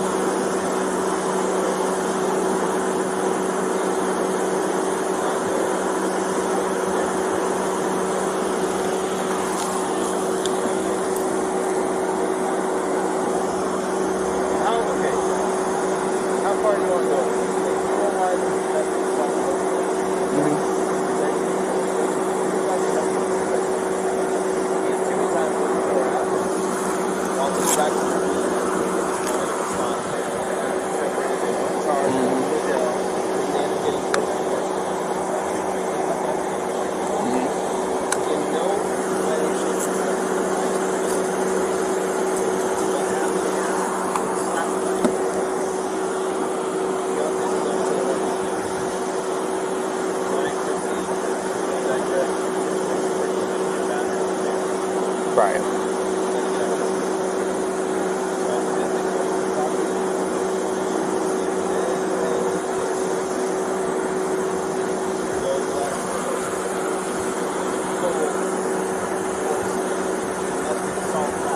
Right.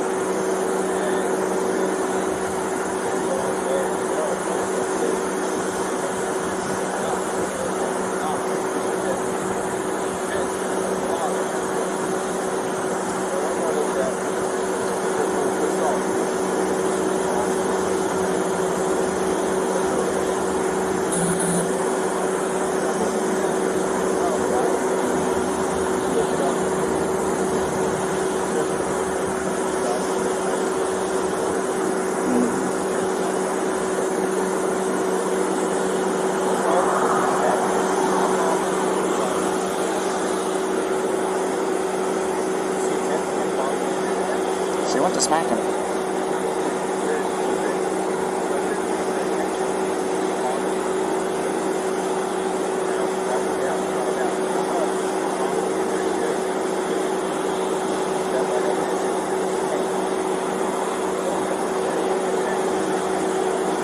Well, he's got a swollen right eye, scratches, so we gotta go find it.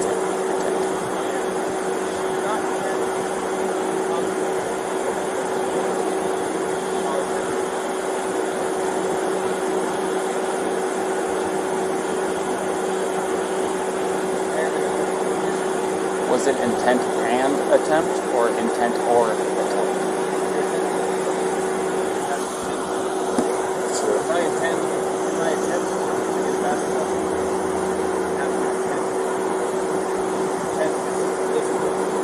Right.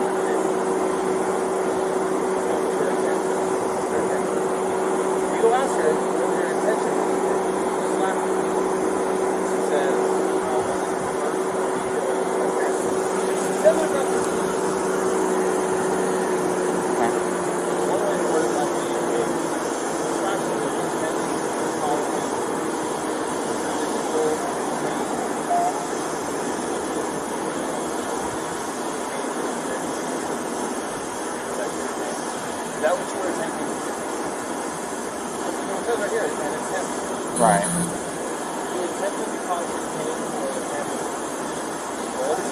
that question.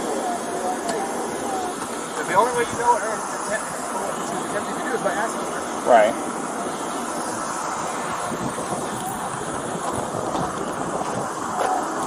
Put it upright.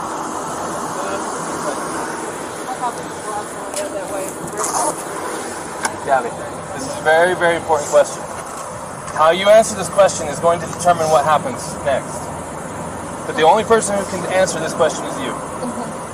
Think very hard before you answer the question. Do not quickly answer. Think very hard.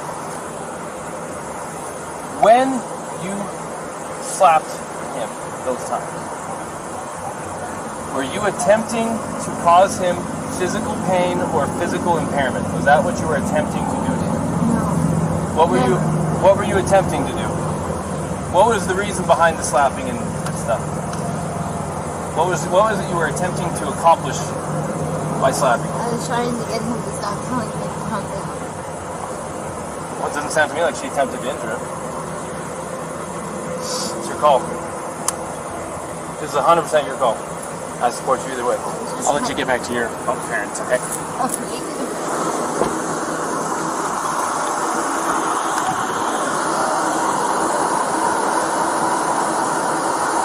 Say that I did very well.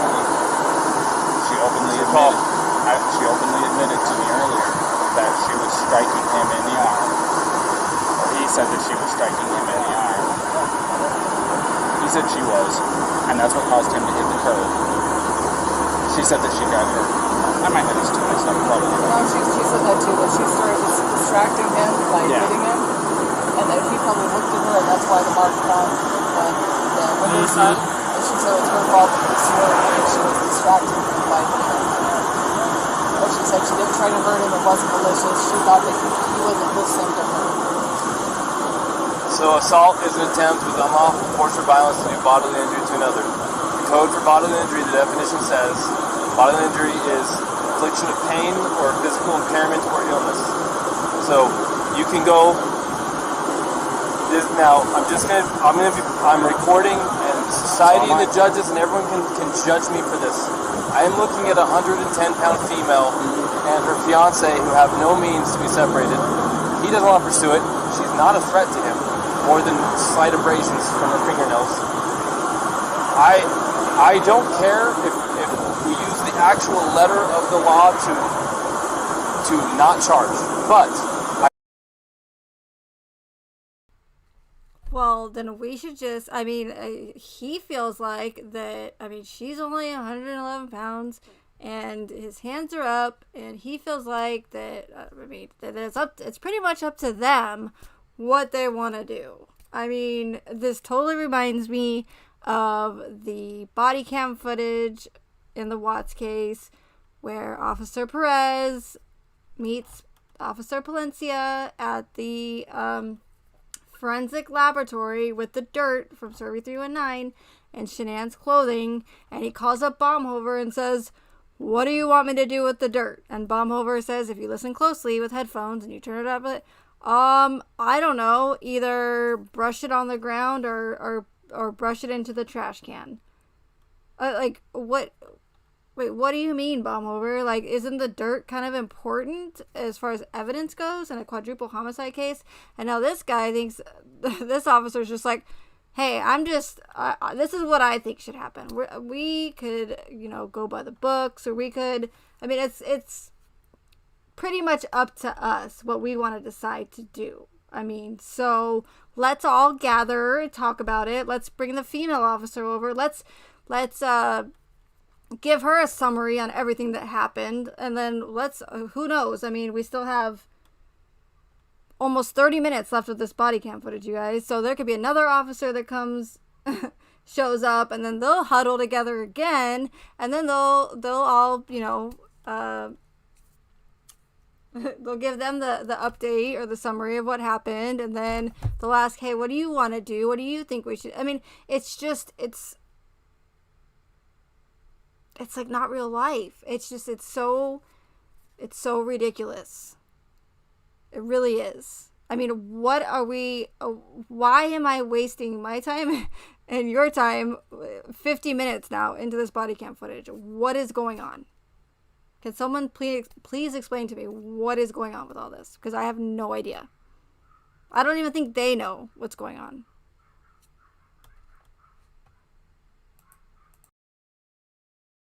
I also don't care because it literally does possibly make perfect sense to go full-on domestic assault and do the whole thing. This is your opportunity to make the decision. Let's...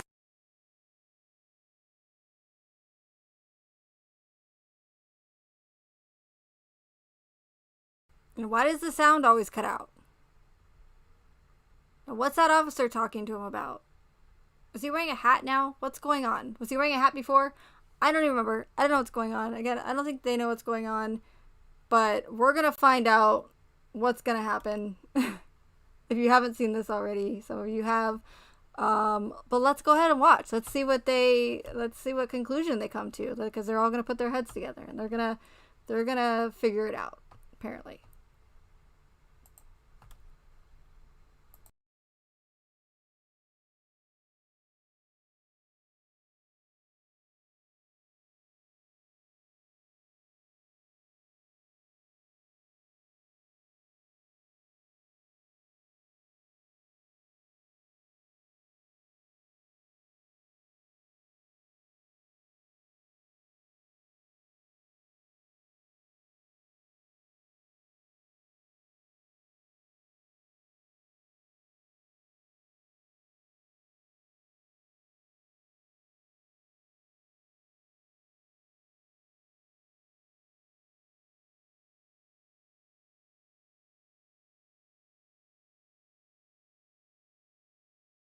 Okay, again, I didn't watch all this because I got a warning from DLive, so I did stop it, but why is the sound?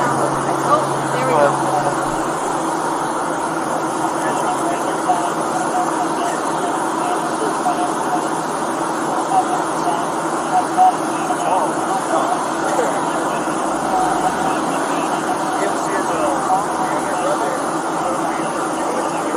I better go on that. You got this? I'm making this decision. I'm going to cite him. I'm going to go follow through the process. Would you feel more comfortable handling that guy? Yeah.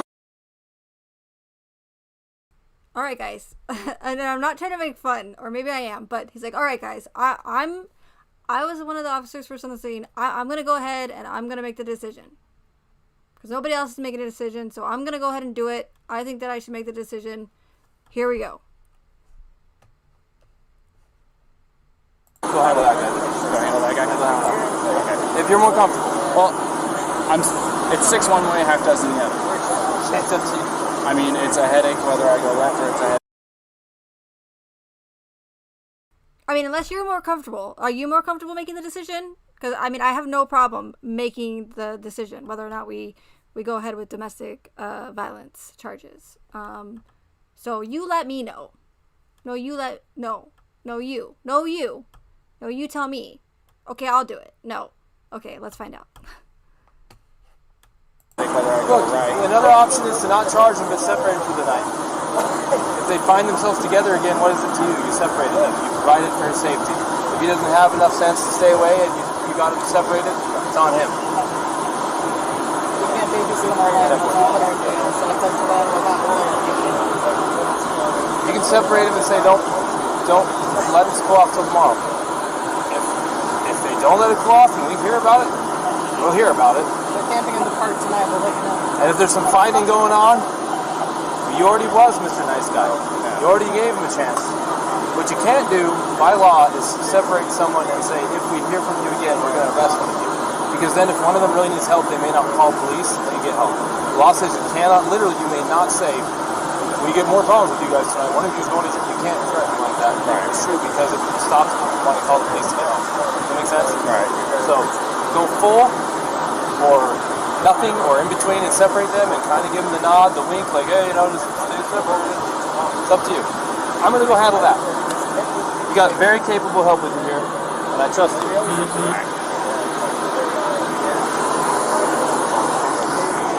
I will. Alrighty, man. So we're still going to be going through. I do need some things from you, though. Do you mind if I get a picture of your driver's license? Yeah, of course. I was thinking it was in parts like that. This is me. Uh-oh. I know this man has hair. You said that this is still your mailing address, right? Mm-hmm. Still the right way. Alright, and then... Ryan, what is the call number?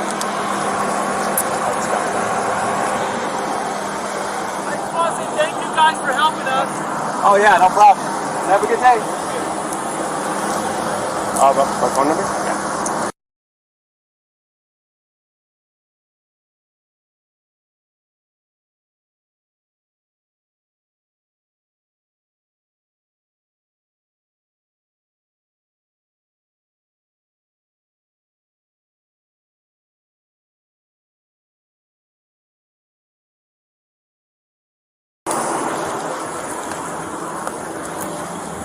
Alright, Gabrielle.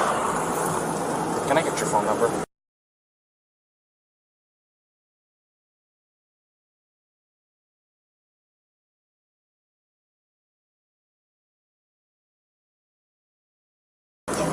It should just be in like Zion bag. Okay, do you have any problems with me taking a picture of it? I have to have IDs and stuff like that. Did she just say that it's in her Zion bag? Oh boy. That word's going to be pretty popular with this case. Alright, which I'm going to get to if we ever get to the end of this body cam footage. I don't know if we ever will. I don't want to ruin the ending for you guys, but well, you'll see. That for my investigation. Here. So, this is what I'm going to do. I've decided I am not going to cite you for domestic violence battery, okay? It was only going to be a Class B misdemeanor. However, the domestic violence portion of it enhances it. Makes life a major pain in the butt, especially you're 22, right? So I'm choosing not to cite you today. So you are not going to be charged with anything. Alright? But this is what I do have to do. I am separating the two of you tonight. Okay? I want you guys both to be tonight away from each other, relax, breathe, crying, because there's no reason to be crying now, okay? This is... I understand that this can feel like it's a nightmare, but you're coming out as the golden flower on top of it, okay? So, you're going to be taking the van tonight, and you're going to go somewhere else. I am going to get him lined up for the hotel room tonight. I want you guys to stay away from each other. For both of you guys' sake. From what you told me and what he told me, you guys have a bunch of little things that are building up, and finally the little string that you guys were tight walking on the road tonight. Does that sound about right? So, I just want everybody to breathe, get a chance away from each other, go eat a meal, talk to your parents, whatever it is you gotta do. In here? Yeah.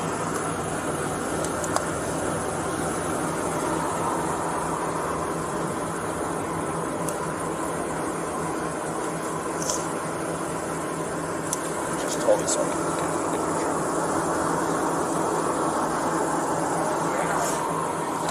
So, like I said, that's what I'm going to be doing tonight.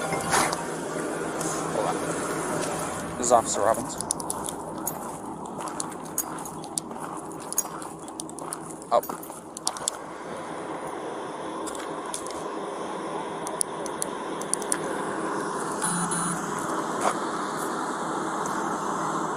Perfect.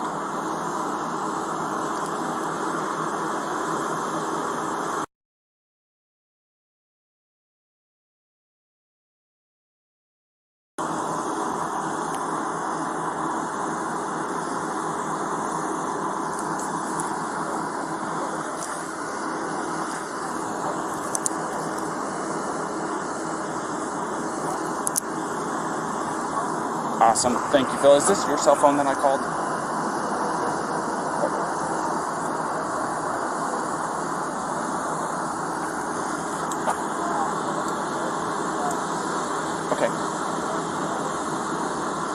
Okay. Well, go ahead and save my number into that phone, and I'll save your number, or this number, into my phone.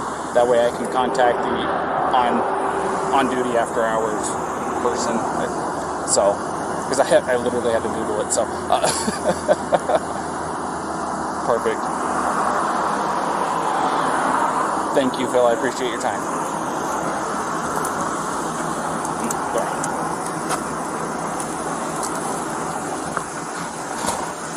Alright. So, I've got him a hotel room tonight. So, here in just a minute, I have to keep you guys separated. For right now, don't contact each other or don't wave at him. Okay? Do you want me to say anything to him? Because I can do that for you. You want me to let him know that you love him and that you'll see him tomorrow and stuff like that? I can do that Make for you. sure he doesn't forget a phone charger. Definitely good. Oh, he's bad about that too? Yeah. Okay, I'll make sure that he has a phone charger. Okay?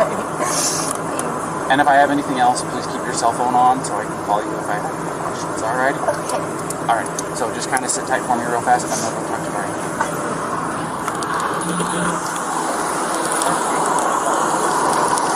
Alright, Brian, a couple things. Couple things. Couple things. One, I got your hotel room tonight. Thank you. It's better Alright. than outside. So, I like the outside. number two, and this is probably the biggest one.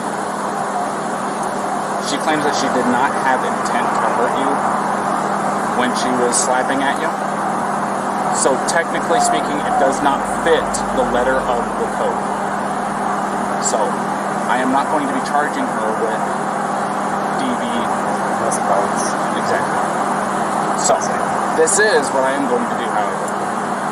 I'm not going to release you guys together. I want you guys to stay away from each other tonight. Okay? She's agreed to it. Take some time to yourselves. You guys both have the exact same story as to what led up to the incident. So, taking some time tonight, specifically, taking tonight away from each other is going to be the major breaker in all of this. I think that'll help you guys, especially tomorrow when you guys meet up. So she does have a couple of messages for you. One, she says she loves you. She's looking forward to seeing you tomorrow. Two, don't forget a cell phone charger.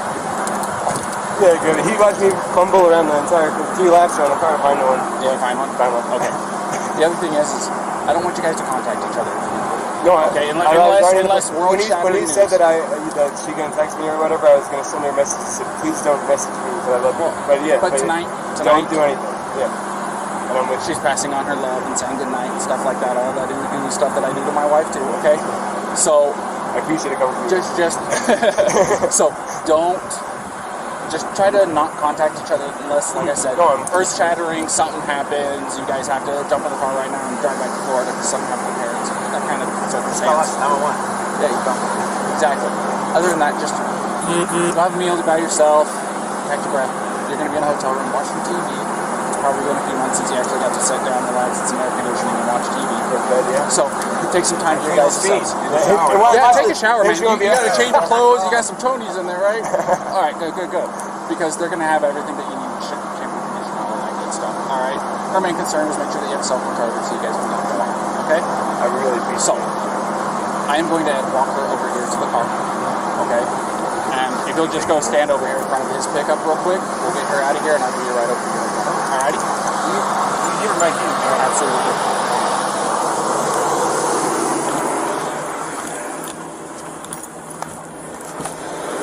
Alrighty, Gabrielle, you want to step out for me?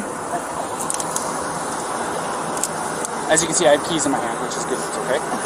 So, something that I do, that I emphasize to him, and I don't know if I emphasize to you or not, don't text each other tonight. He wants to pass on the same message you passed to him. He's really looking forward to talking to you again, but I told him and you, unless there's earth-shattering emergency news, don't text tonight, okay? Even with the good nights, I love you. He's saying good night now. He's saying he loves you now, and you guys can talk tomorrow morning, okay? He's going to go to the hotel. I'm going to give you the keys to the van. And we're going to go home. Alrighty? So, here's that. I'm giving him a ride over to the hotel, okay? So, everything's going to... Yes, again, here. Let me give a very distraught young lady who's clearly upset keys to a vehicle who's was just apparently, says the police officer earlier in the video, hyperventilating. She can barely keep her eyes open, right? Because she's crying. We also didn't do any sobriety test on her or make sure she's not under the influence of any drugs, right? We're just going to take her word for it. We're just going to say, nope, me and my fiance, we don't drink or do drugs. Again, I don't remember if they asked if they did drugs or if they could be under the influence. Again, I'm not a police officer. I keep saying that, but to me, I've been not proud of it, but I've been pulled over before. I think, not everybody has, but the majority of us have been pulled over, and whether or not you're under the influence or not, if the police officer is going to say on the body cam footage that he's pulling them over because he suspects that the driver is under the influence and then not give them a sobriety test, in my opinion, is very odd. It's not like he pulled them over because they didn't signal. It's not like they pulled him over because their license plate fell off or something.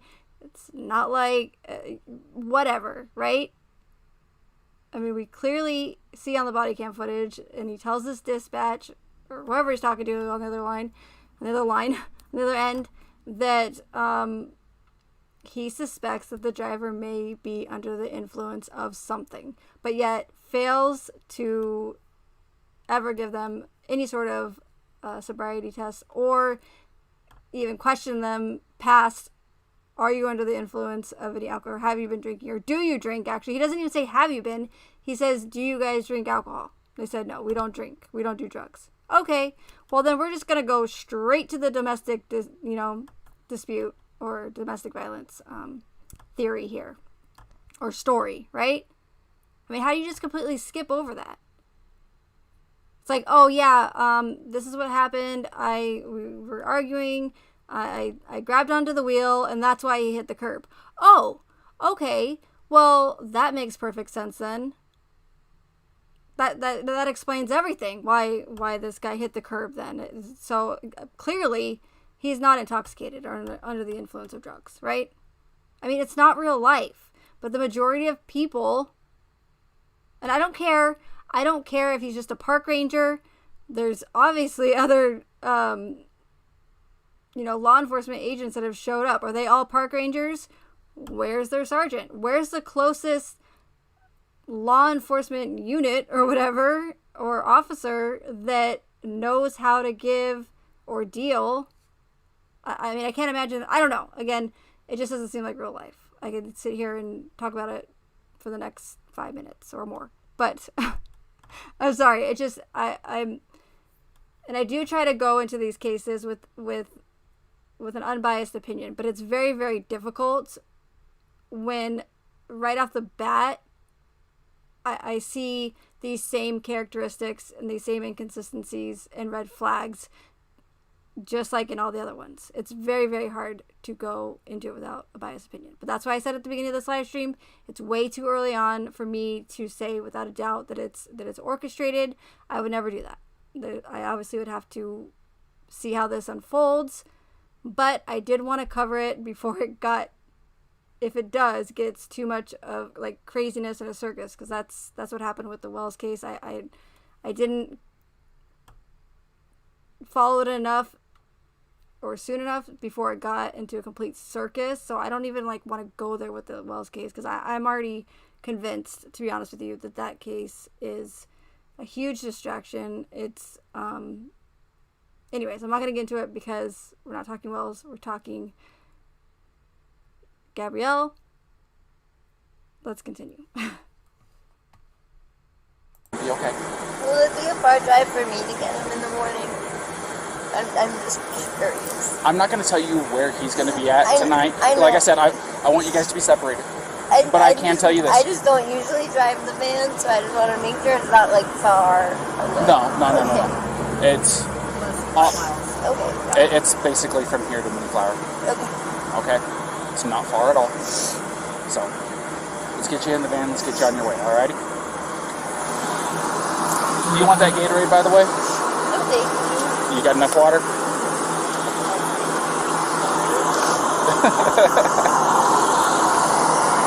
Also, something I want you to know. Here, stand over here real fast for me. If you go over to City Market, they have a list of places where you can get yourself a shower for like $4 or $5, something like that. They're pretty cheap. A place where you can shower. So,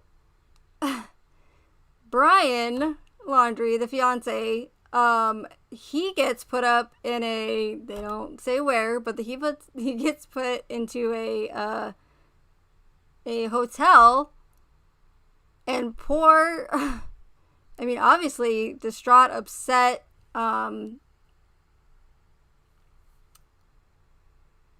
can't even, like, I'm like, Gabrielle, gosh, is told that she gets to take the van so that they can stay separated. And here this police officer saying, hey, I know of a good rest stop or lizard lot.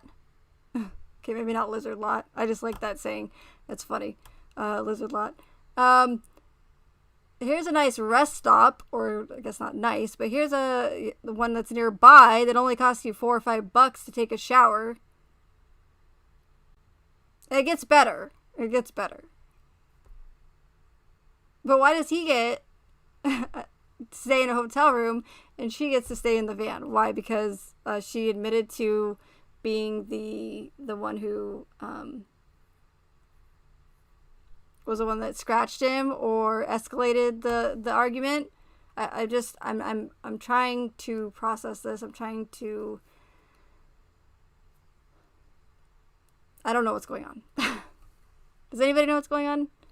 I don't know, but I see a bunch of triangles right here. Again, I could be definitely stretching it. But they love their triangles. Even with the Watts case at the Great Sand Dunes behind with that picture. I don't know if you guys remember, but there's a picture of Kessinger and Chris. And right behind them, like etched out of the kind of into the mountain, is a triangle. It's like, here is this little hill or little mountain right here with 3 triangles right there, just dead center into the frame. More than likely, they picked this state because it has a lot of triangles. I don't know. I'm just making observations. What you guys want to do with it is on you. Here we go. We're almost done. We might have to do part 2 of this as far as the symbolism goes. Wow. Okay. Compress, de-stress a little bit, alrighty? Yeah, I just showered yesterday at one of those. Well, you didn't have today happen yesterday, so Yeah, it does my wife wonders. So when she gets stressed out, it's like, get in the shower. It Just does get in the shower. sound really relaxing. Go take a shower, relax, take some time to yourself, and like I said, don't text each other tonight. Text each other tomorrow morning after your eyes open up and you're fully awake, had your coffee, your morning routine, okay? All right, Gabrielle. You have a good night, okay? Thank you.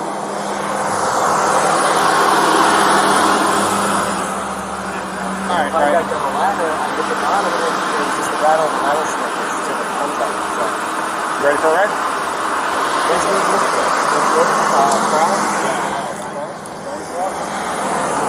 My door's open. Just climb in the back seat for me. Yeah.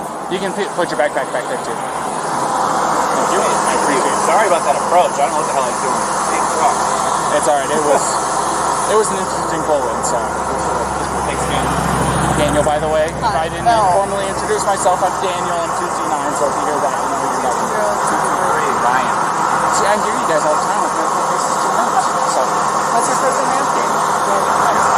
It was nice meeting you guys. We'll see that.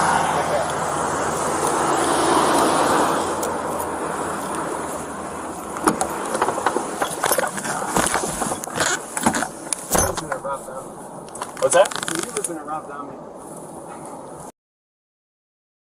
You get to play your own personal music in the Heck yeah, dude. I got my own phone hooked up to this thing. You just jamming all day? Yeah. Hey man, it's not too hard to go a few hours without having anything interesting happen or anything to. Sorry, heck yeah! You want to listen to some tunes, man? Like this, is this not like deja vu with the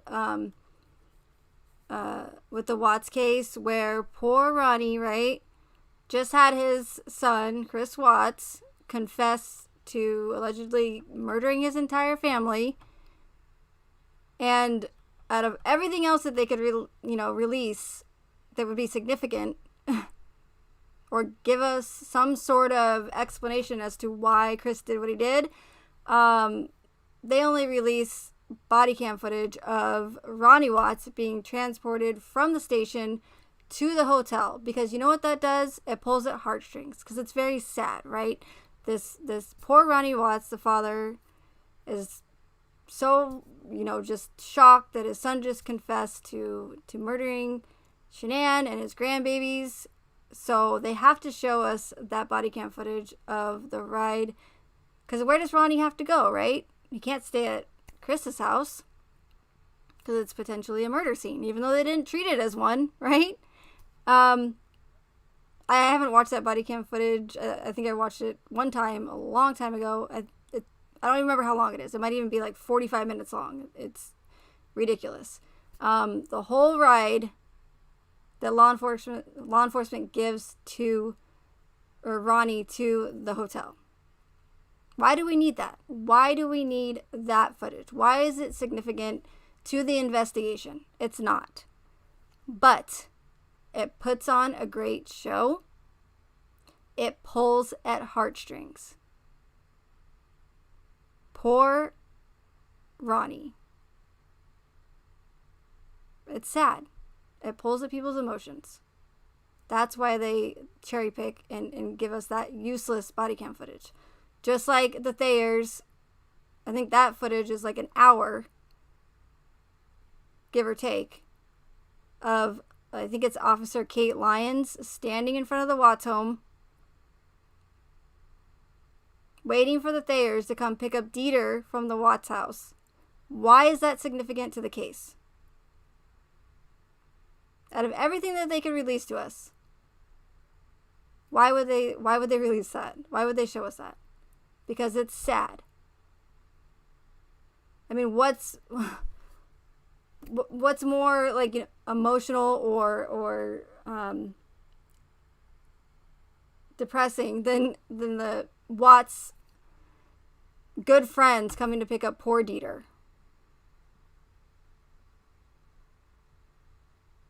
Has nothing to do with the investigation whatsoever. But that's what they give us. So now here we are. We're going to watch Brian being transported to a hotel. Why even show us this? I have no idea. I do. But you guys get it. Here we go. I'm just rambling now. Get the old blood pumping real good, you know what I mean? So. I stuck my hand up because I didn't want to scare you when you pulled over. Oh, no, you're. That wasn't a traditional stop, to say the least. So don't feel bad.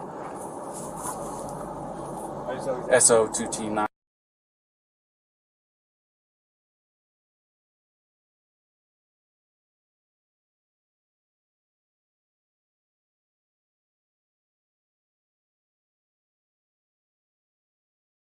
Didn't already know.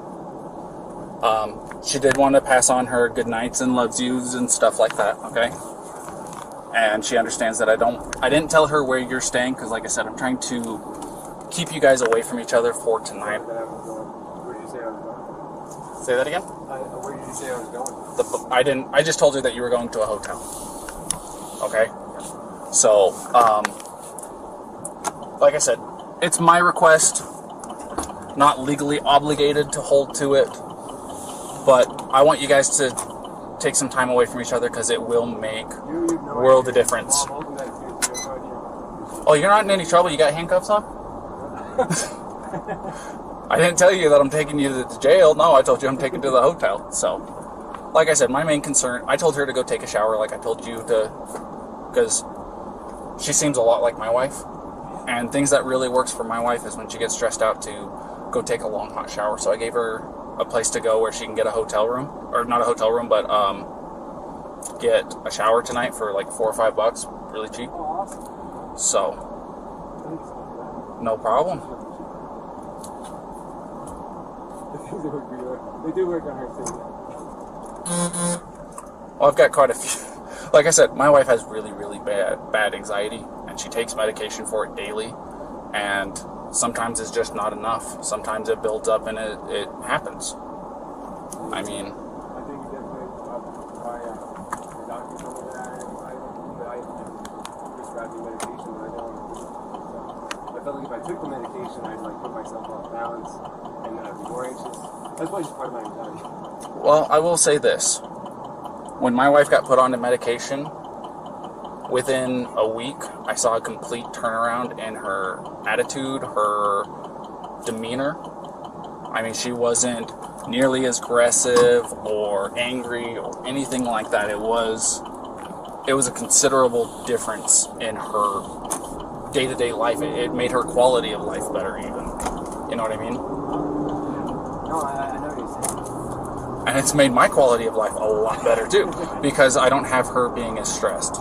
I know that 5.5 years of marriage, I know it's not very long, but at the same time, you learn a lot in the first 5 years. How long you guys been together? I would say, well, we've known each other since the start of high school. But in our relationship, it's been 3 years. Wow. A little while. Definitely the 5 months of travel together. It's been like a dream, but we're also like right on top of each other. I used to drive a truck.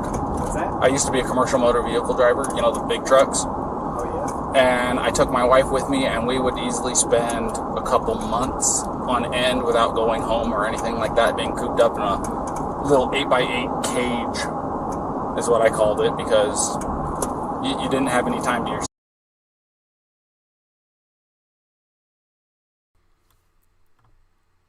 Hello, Tom Jones. Thank you for reminding me. I would have noticed it, but I had my face in the chat.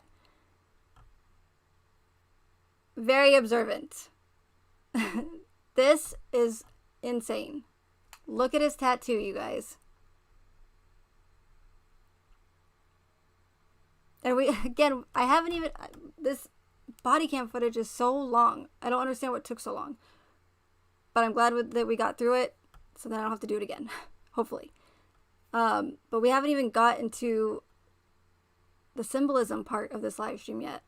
I mean, some of it, obviously, on the body cam, but I'm going to go into more of it after this. Unless I decide to do part 2. Yes, his tattoo. We have another triangle. Not only another triangle, and I know it's hard to see, but if you guys go, again, I apologize for the poor quality. But if you go back and look at the body cam again, you can see it more clearly. It's a triangle shape, but it also looks like 3 6s.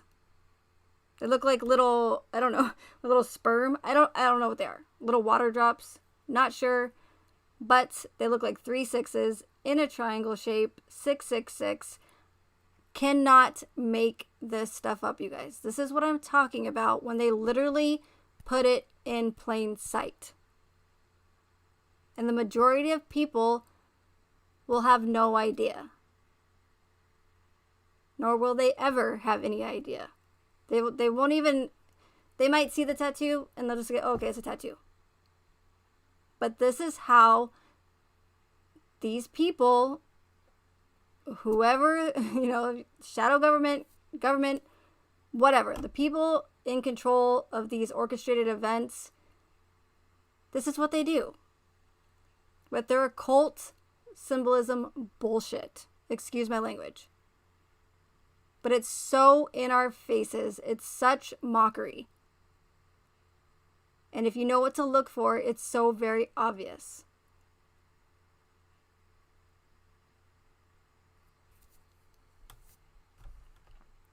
Thank you, Tom Jones, for bringing that to my attention.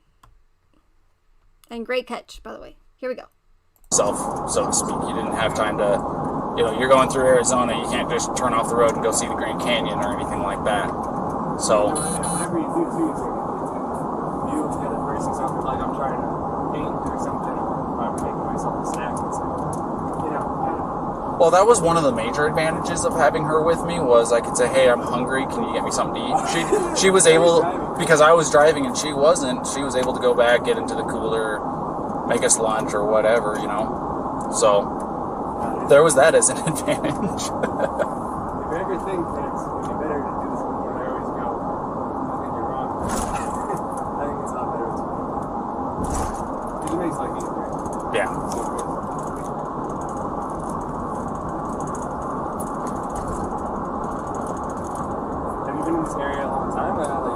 I've lived here, I'm just shy of 2 years living out here, but my grandfather's lived out here for like 40.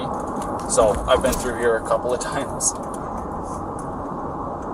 But, you know, growing up in California, have you ever been there? Yeah. 2 years ago, we did a cross-country trip, and I love driving the one. I absolutely love it. But we're really looking forward to getting back there. And it's beautiful here, but the desert's definitely different than before. It's come from like New York and the Appalachian Trail. Yeah. All trees and waterfalls and rivers, and you come here and it's going. well, if you hit Where's the water? if you take the 80 across to get into California, takes you up over Donner Pass and into Sacramento. It's not any different at all. But you said you're going to be going up to Oregon to see her grandmother or her grandmother's friend. So you'll probably be coming down the 5.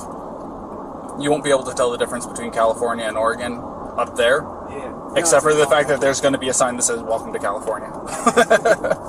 But at the same time, since you're going to be coming from the east side of Oregon, you're going to be driving through Oregon and going, "There's no difference between Utah." It's actually desert in the southeast corner of Oregon. It's a lot of high desert atmosphere like what this is. It's not the Red Rock or anything like that, but it's just, there's nothing out there for 120 miles, it seems like. What was your favorite part of like growing up? I mean, like parks. I just I'm such a big hiker. Parks? Like a hiker growing up. Look, if you don't hit Sequoia National Park while you're in California, you are doing yourself a disservice. If you don't go and see Yosemite while you're in California, you're doing yourself a Yosemite, just. I regret not being there alone. We stayed there for 3 nights, and it was. It's like coming to Utah. You come here with the intention of 1 or 2 days, and then it turns into a week, and you're like, "Well, what happened to the time?" Yeah, trust me, I get it. That's when building the van was so great, just because the Nissan Sentra, if you tried to camp out somewhere, you can camp in like the sleepover Walmart type situations. Yeah. Now it's all BLM land, and it's Wherever you want. Watching shooting stars as we go to bed. So I was excited for that.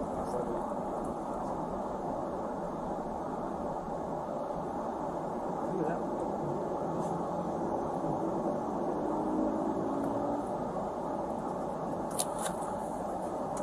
But yeah, sorry, my radio was going off. But no, Sequoia National Park, there is nothing like it. Gotta see the General Sherman tree. You gotta go and see Morro Rock and climb to the top. If you like hiking, it's about a 1.5 mile hike. Well worth it. Awesome. Gotta do it. It's really, really cheap for their tent sites up there. Do you have a National Park Service pass? Yeah. Perfect. It's, I think it's the dream. It's $90 or no, $80 once, and it's like you go to 3 parks, it already pays for it. It's like 8 to 15. Exactly. Well, the other thing of it is with that drive, if you go through Yosemite, you'll drop down into Fresno, and then you'll turn off to go to Kings Canyon National Park. If you drive through Kings Canyon National Park, the road literally takes you through to Sequoia National Park. And the Kings Canyon is actually bigger than the Grand Canyon. Yeah, I'm dead serious. And it is a sight to behold. I'll tell you what. And then it takes you straight into Sequoias. And then when you get into, I think they call it Sierra Highway still up there. But you'll take that down and you'll pop up into a town called Three Rivers. That's where I'm from. Three Rivers? Yep. So it wasn't terribly far from Sequoia, right? My house, I think the furthest I lived away from it. Okay, sorry.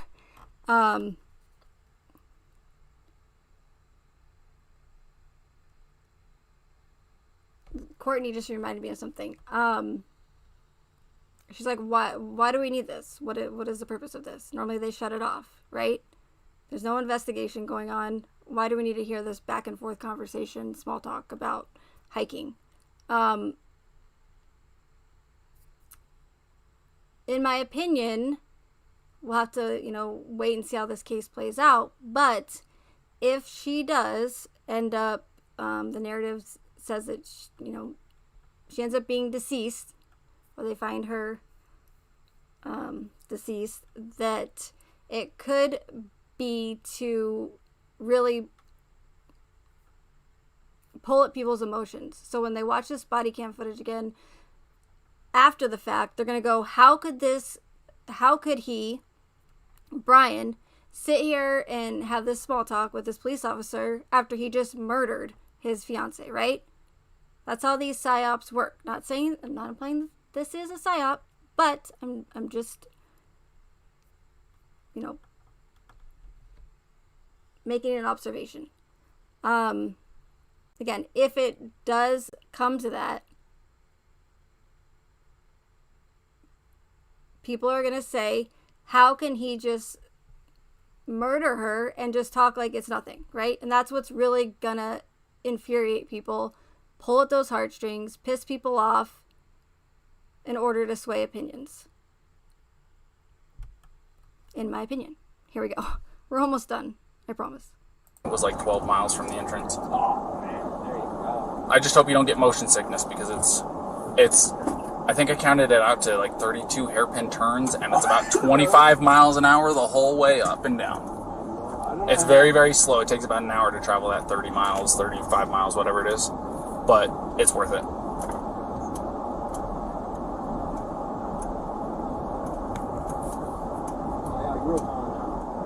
grew up in Queens, Cornerstones, and then I moved out to Long Island. Bounced around a handful of others, but being in New York, you kind of not landlocked. That get to like the mountains and hiking.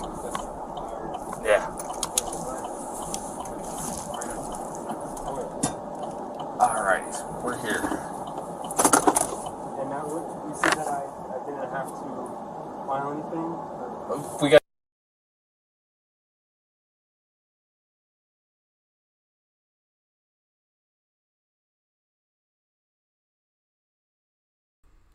We made it, finally.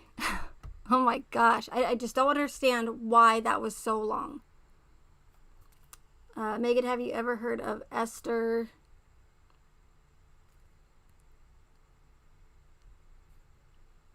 Let me get back up to the comment here. Oh, Esther? I'm not even going to try to say that name. She had visited the Arches National Park June 2020. Didn't get a lot of coverage. I have not, TH.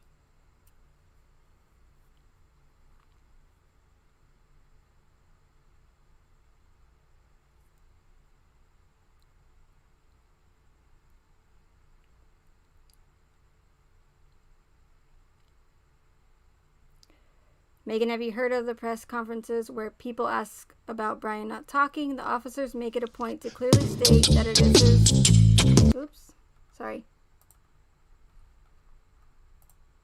That was a fun little jam there. Okay. Officers make it a point to clearly state that it is his right. Some news people too. I did hear a little bit about that. All I know is that he has a lawyer and he's not willing to speak with law enforcement. That's all. He's not cooperating.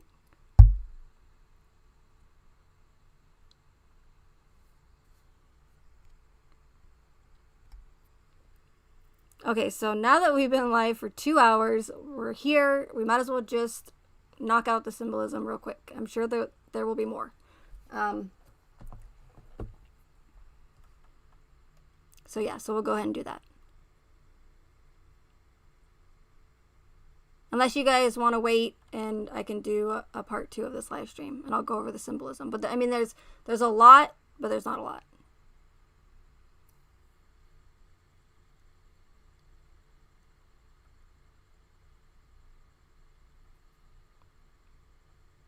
Yeah, definitely fear porn, Jen.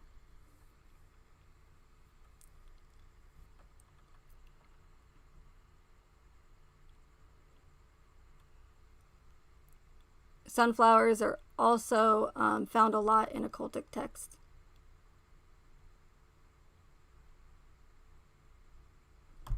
All right, symbolism. Here we go.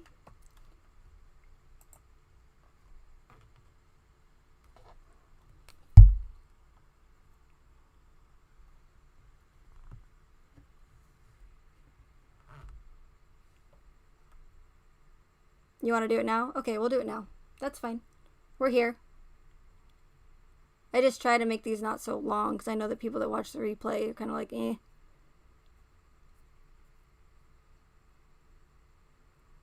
Who's Batman t-shirt? Anthony, I'm not sure who you're referring to. But Batman is also found in a lot of these orchestrated events, especially recently. Keep going? Okay, we'll keep going.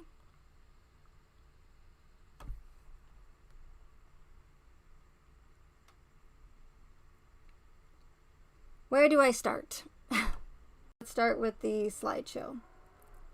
So, I've noticed also, yes, we are in 2021. Obviously, we are in the year or years or century or whatever you want to call it of technology. So it's, it's not that surprising that in these true crime cases that several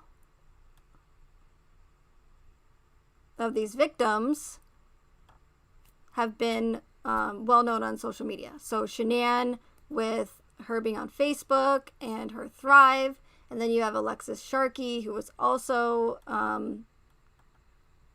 popular on social media and a channel creator. Now you have Gabrielle, who is a blogger with Brian and also spends a lot of time on social media.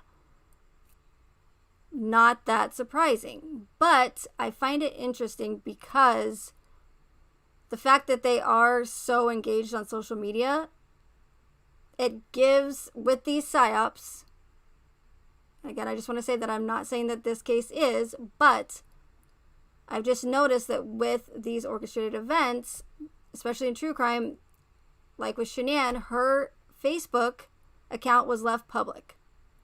It's still public, right? It's done like that for a reason. And I've said it many times. One, it was to promote Thrive. Publicity stunt. Two, by leaving Shanann's Facebook account open to the public, it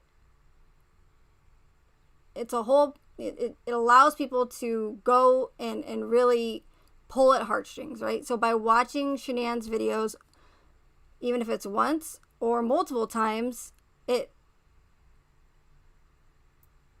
don't know how many times I've heard people say that they felt like they knew Shanann and the girls by watching her videos on Facebook, right? Or they felt like, oh, I feel like I know Shanann. I feel like she's a sister to me. I feel like she's my family.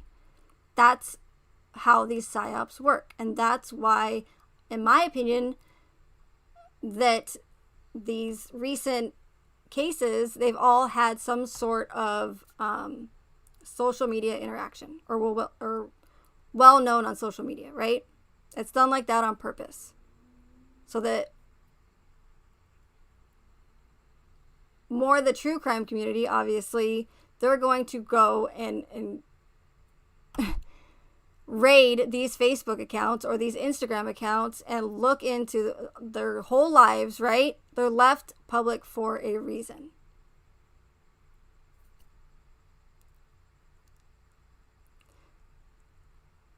We also have all of these pictures of Gabrielle and Shanann and Alexis Sharkey. I don't know what happened with that case. Some get more attention than others. It just depends on how they're orchestrated or how well they're put together. Like the Watts, really well put together. Sharkey, maybe not so much. It just depends. But it allows for that psyop to really pull, or for the psyop to pull at heartstrings. You know what I mean? So it also gives them an opportunity to put all of their symbolism in plain sight, right in front of our faces, and, really mock us. I mean, literally right in front of our faces.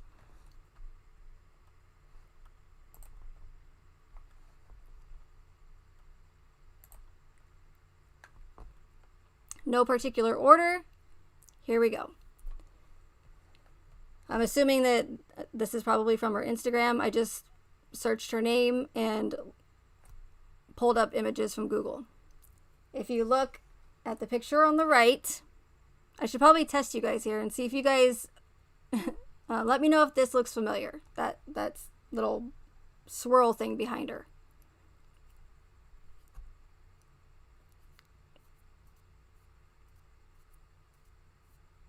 I'll wait. Just want to see if anyone was paying attention.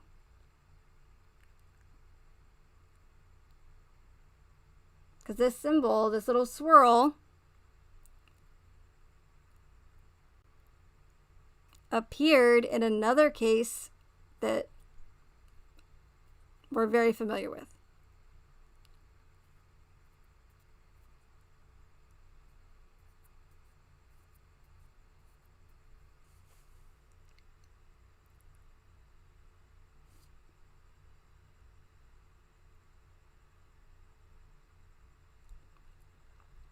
Kelsey, a snake. Does look like a snake, kind of. Is that what that is, Nuckin? I found what the symbol means like a long time ago. I'll have to try and find it again, but I'll just go ahead and tell you. In the Watts house, and I've pointed this out several times, there are two figurines. One is in the laundry room. It's that bronze one above, the washer and dryer. Then on like the little shelf, right when you walk up the stairs, there's another like swirly looking 6 figurine sitting on that shelf.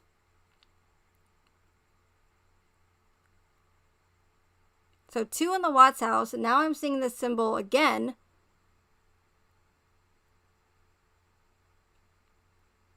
So why am I seeing the same symbol again? Over and over, right?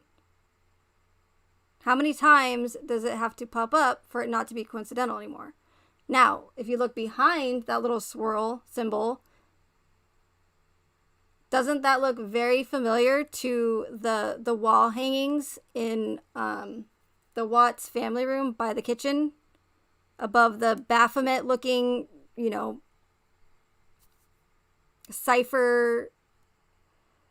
not cipher. What am I thinking of? Is it cipher? Anyways, the 2 figurines on each side of the Watts television that I bring up all the time that look just like the Baphomet.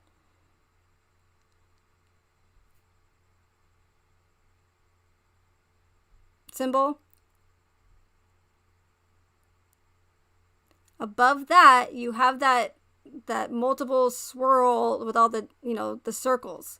Also, I pointed out in my American Horror Story, I don't think I put it in my American Horror Story video, but I brought it up and I posted it in my community page. But in the season of Cult, there's that spiral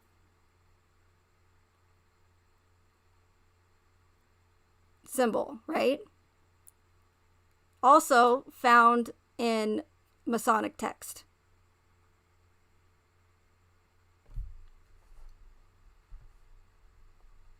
Let me bring it up real quick, actually.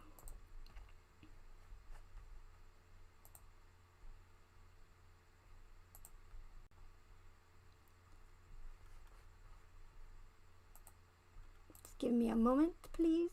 Okay.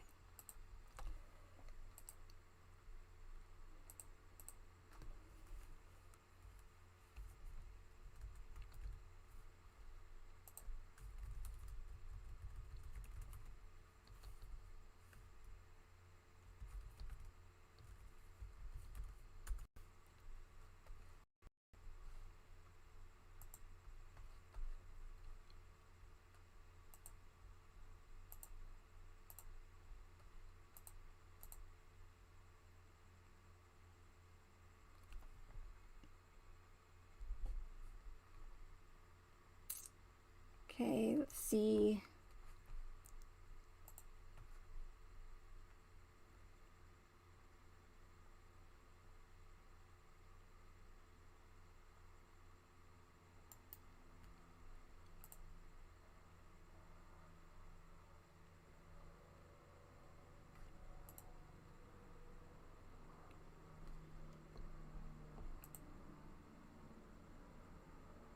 Trying to find a non-zoomed in picture of it, but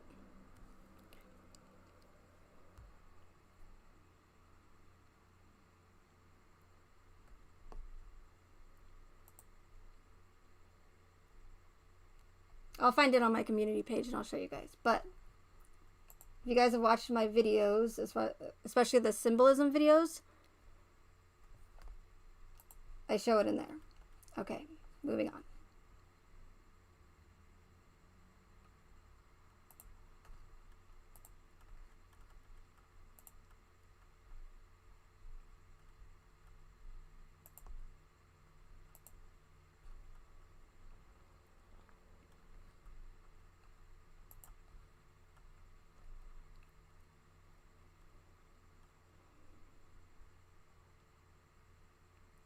Kind of blurry. I don't know if you guys are going to be able to see, but I'm not sure why this picture is blurry.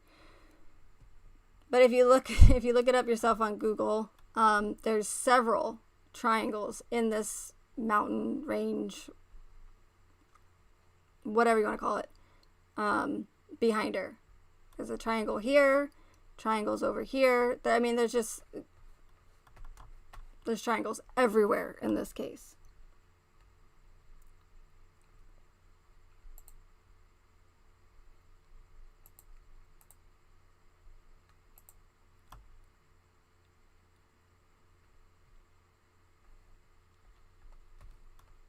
Might be hard to see again, but here's another closer picture of her triangle necklace. We're going to get back to Zion. Here's another picture of her triangle necklace.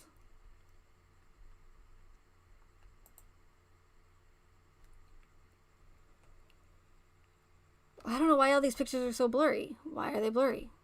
I don't know. This is not helping. Okay. Now it's hard to see on Brian's God, I can't even talk. Swim trunks, excuse me. It looks like similar to a Aquarius sign. So you have 1, 2, 3 triangles, right? And then another row, 1, 2, 3, triangle, 3, 3, 33. And I apologize for it being blurry. I don't know why they downloaded like that. Ruins everything. It's a conspiracy. Okay.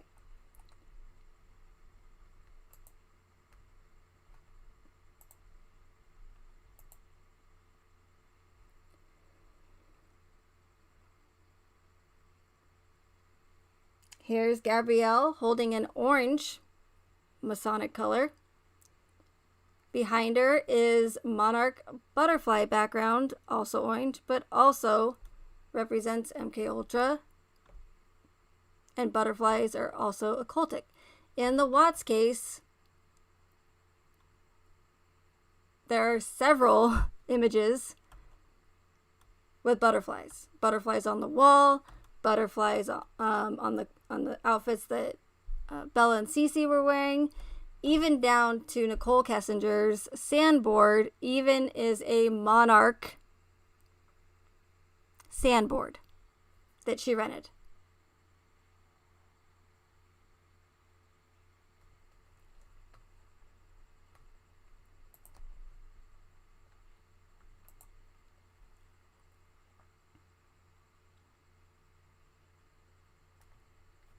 So they're clear until I zoom in. So, but here's their van. Look at all the triangles.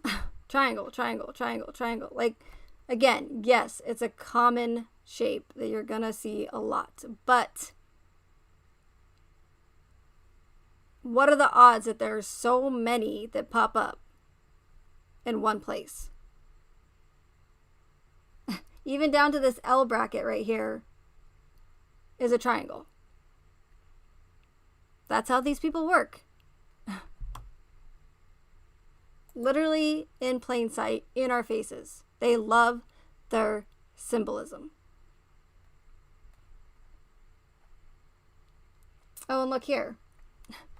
On Brian's shirt, this is him, his back, it looks like another butterfly or maybe even a moth. Either way, very symbolic and found with occultism. How many butterflies and triangles can come up? And notice how it's just perfectly in the frame?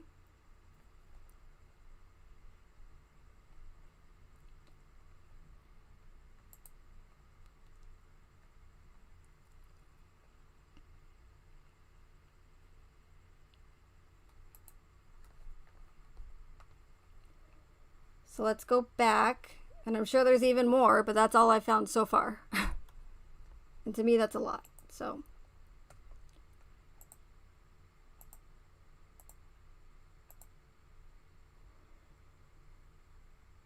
So they apparently visited, we're going to make it through this, I promise. Zion National Park. Let's look up Zion.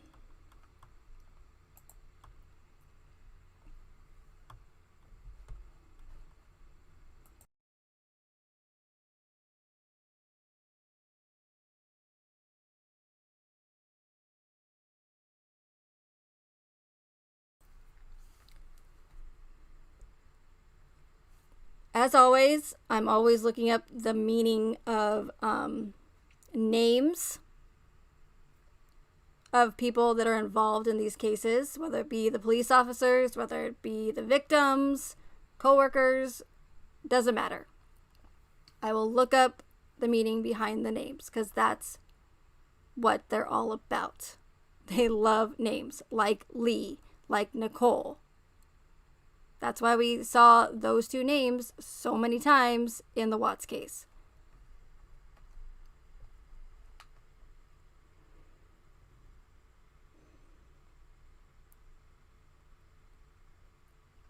So I'm not going to read all this because I can barely speak as it is right now for some reason. But you guys can go and look up this Wikipedia or, information on Zion.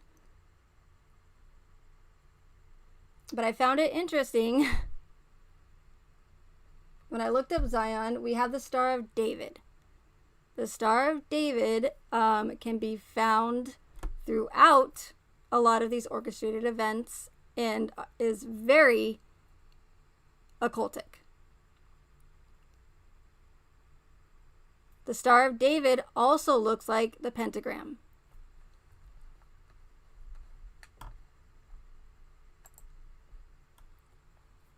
If you look up the six-pointed occult symbol, again, I'm not going to read this whole thing. I'm just going to read a portion of it. It says, if you examine the so-called Star of David or hexagram closely, you discover something astonishing. It has 6 points, forms 6 equilateral triangles, and in its interior forms a 6-sided hexagon. Thus, it has been intentionally designed with a 666 message. Again, what are the odds that she's wearing a shirt that says Zion on it, which represents the Star of David, which is also a hexagram, and encoded in it is 666.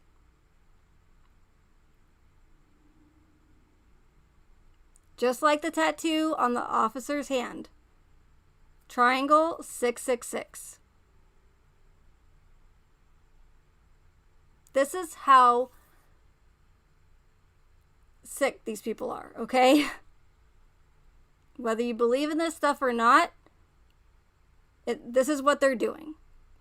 And this is what I'm trying to wake everyone up to, or as many people as possible. Because they literally put this symbolism right in our faces. And I know I keep sounding repetitive, but they really do. Right in our faces, literally mocking us. And the majority of people, have no idea that they are being fooled. over and over and over again with these orchestrated events.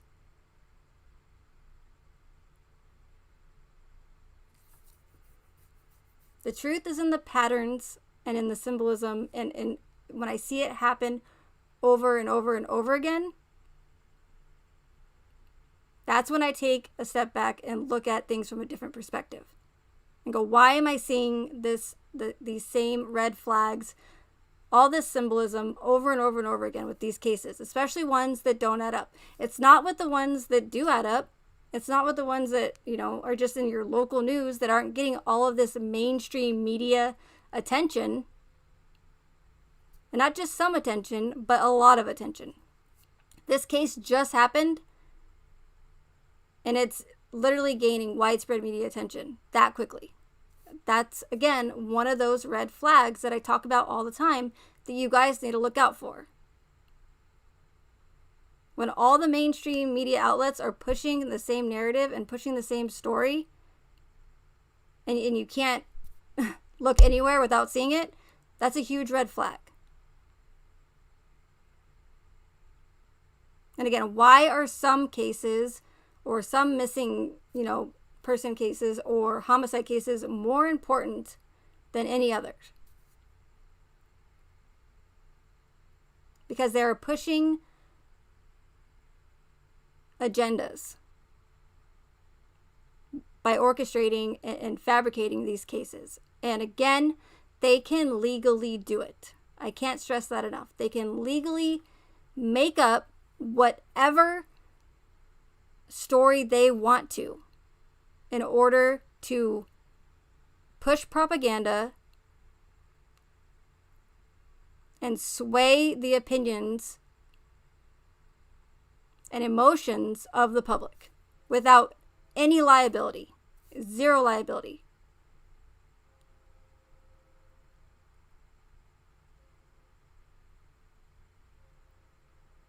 So if everyone just happened to wake up and see what was going on, it wouldn't matter.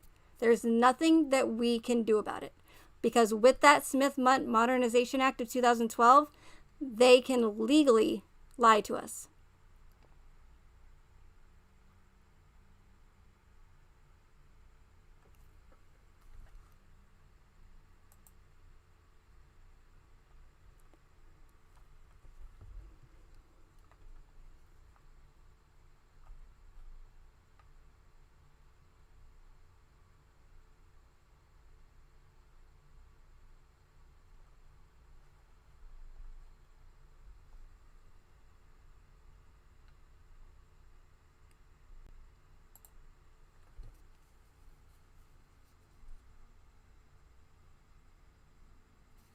So that's pretty much all I have as far as the symbolism goes for now.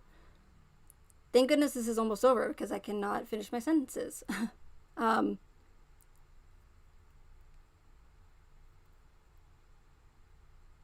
But there's more than likely going to be more. This case is very, very new, and the fact that there's so much already is insane. That tattoo on the officer's hand, I can't believe, but I can't believe at the same time. I mean, it's so obvious. And again, the majority of people have no idea that they are being duped. And if those people want to live in their little bubble for the rest of their lives and continue to be duped over and over and over again and let these, orchestrated cases affect their lives, hey, Parody Patty, if they want to continue to be duped and let their emotions get to them and let it actually affect their lives to where they can't sleep at night or to where they're crying over these cases when they don't even know the victims. And again, I'm not judging anyone. That's just because they have empathy and they have a conscience. Unlike these people that are orchestrating these events, right? They don't give a shit about us. They don't care if they are affecting people emotionally, or causing chaos, or they don't care. They're scum, okay? And if you think that there's corruption just with cover-ups, it goes way beyond that.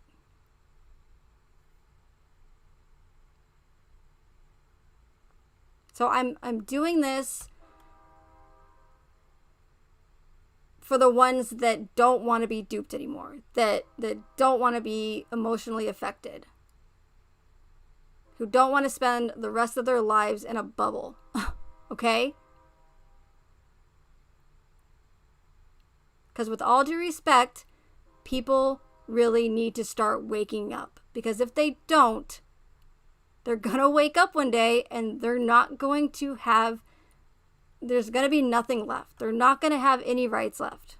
And those are the ones that are going to ruin it for the rest of us, because they refuse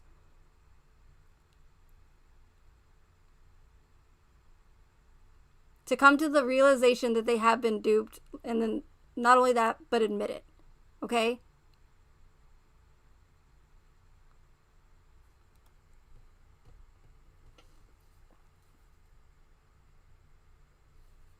That may sound dramatic, but it's really not. I told you guys that I'm not going to sugarcoat any of this anymore, which is probably why I keep getting banned from channel to channel to channel. Fine. Block me, ban me. At least I got some say. But I should have been more transparent a long time ago. But I was too worried about offending anybody or hurting anyone's feelings because, believe it or not,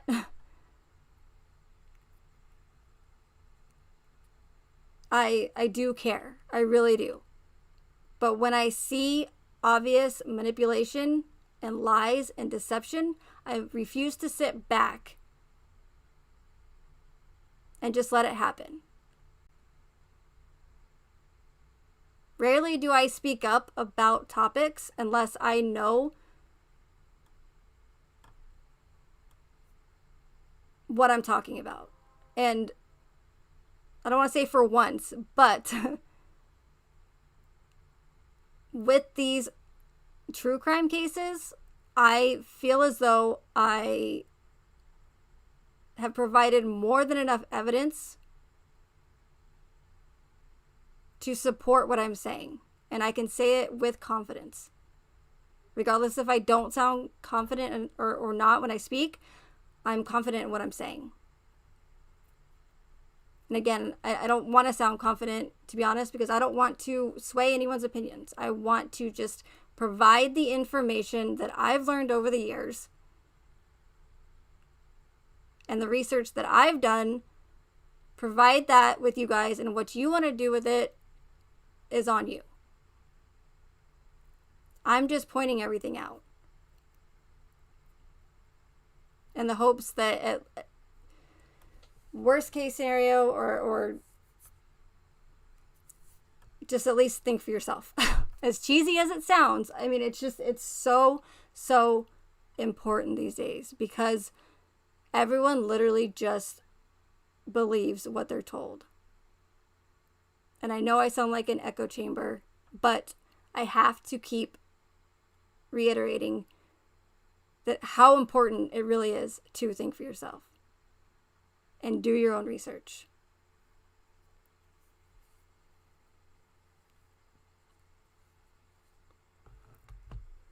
Especially with all the deception these days.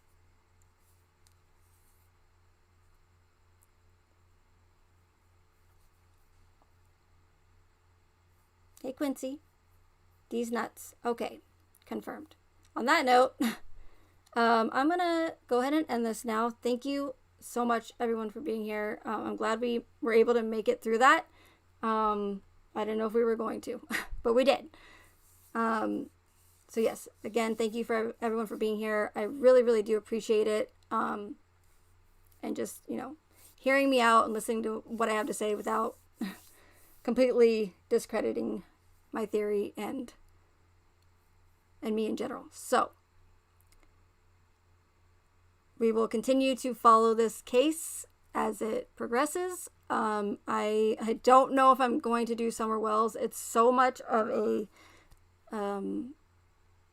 it's just a circus. It's so, with all due respect, and anybody that's covering the Wells case, like Bartwan is doing an amazing job covering the Wells case. And so, again, I don't mean any disrespect to anybody that's covering it, but in my opinion, it's a complete circus. It's so ridiculous. But it's good that people like Bartwan are covering it, because it's important either way. So, we'll just have to see how it goes. But in my opinion, I would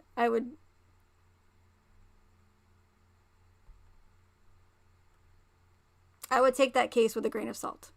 That being said, thank you again, everyone. Gonna go now. See you guys next time. Okay, bye.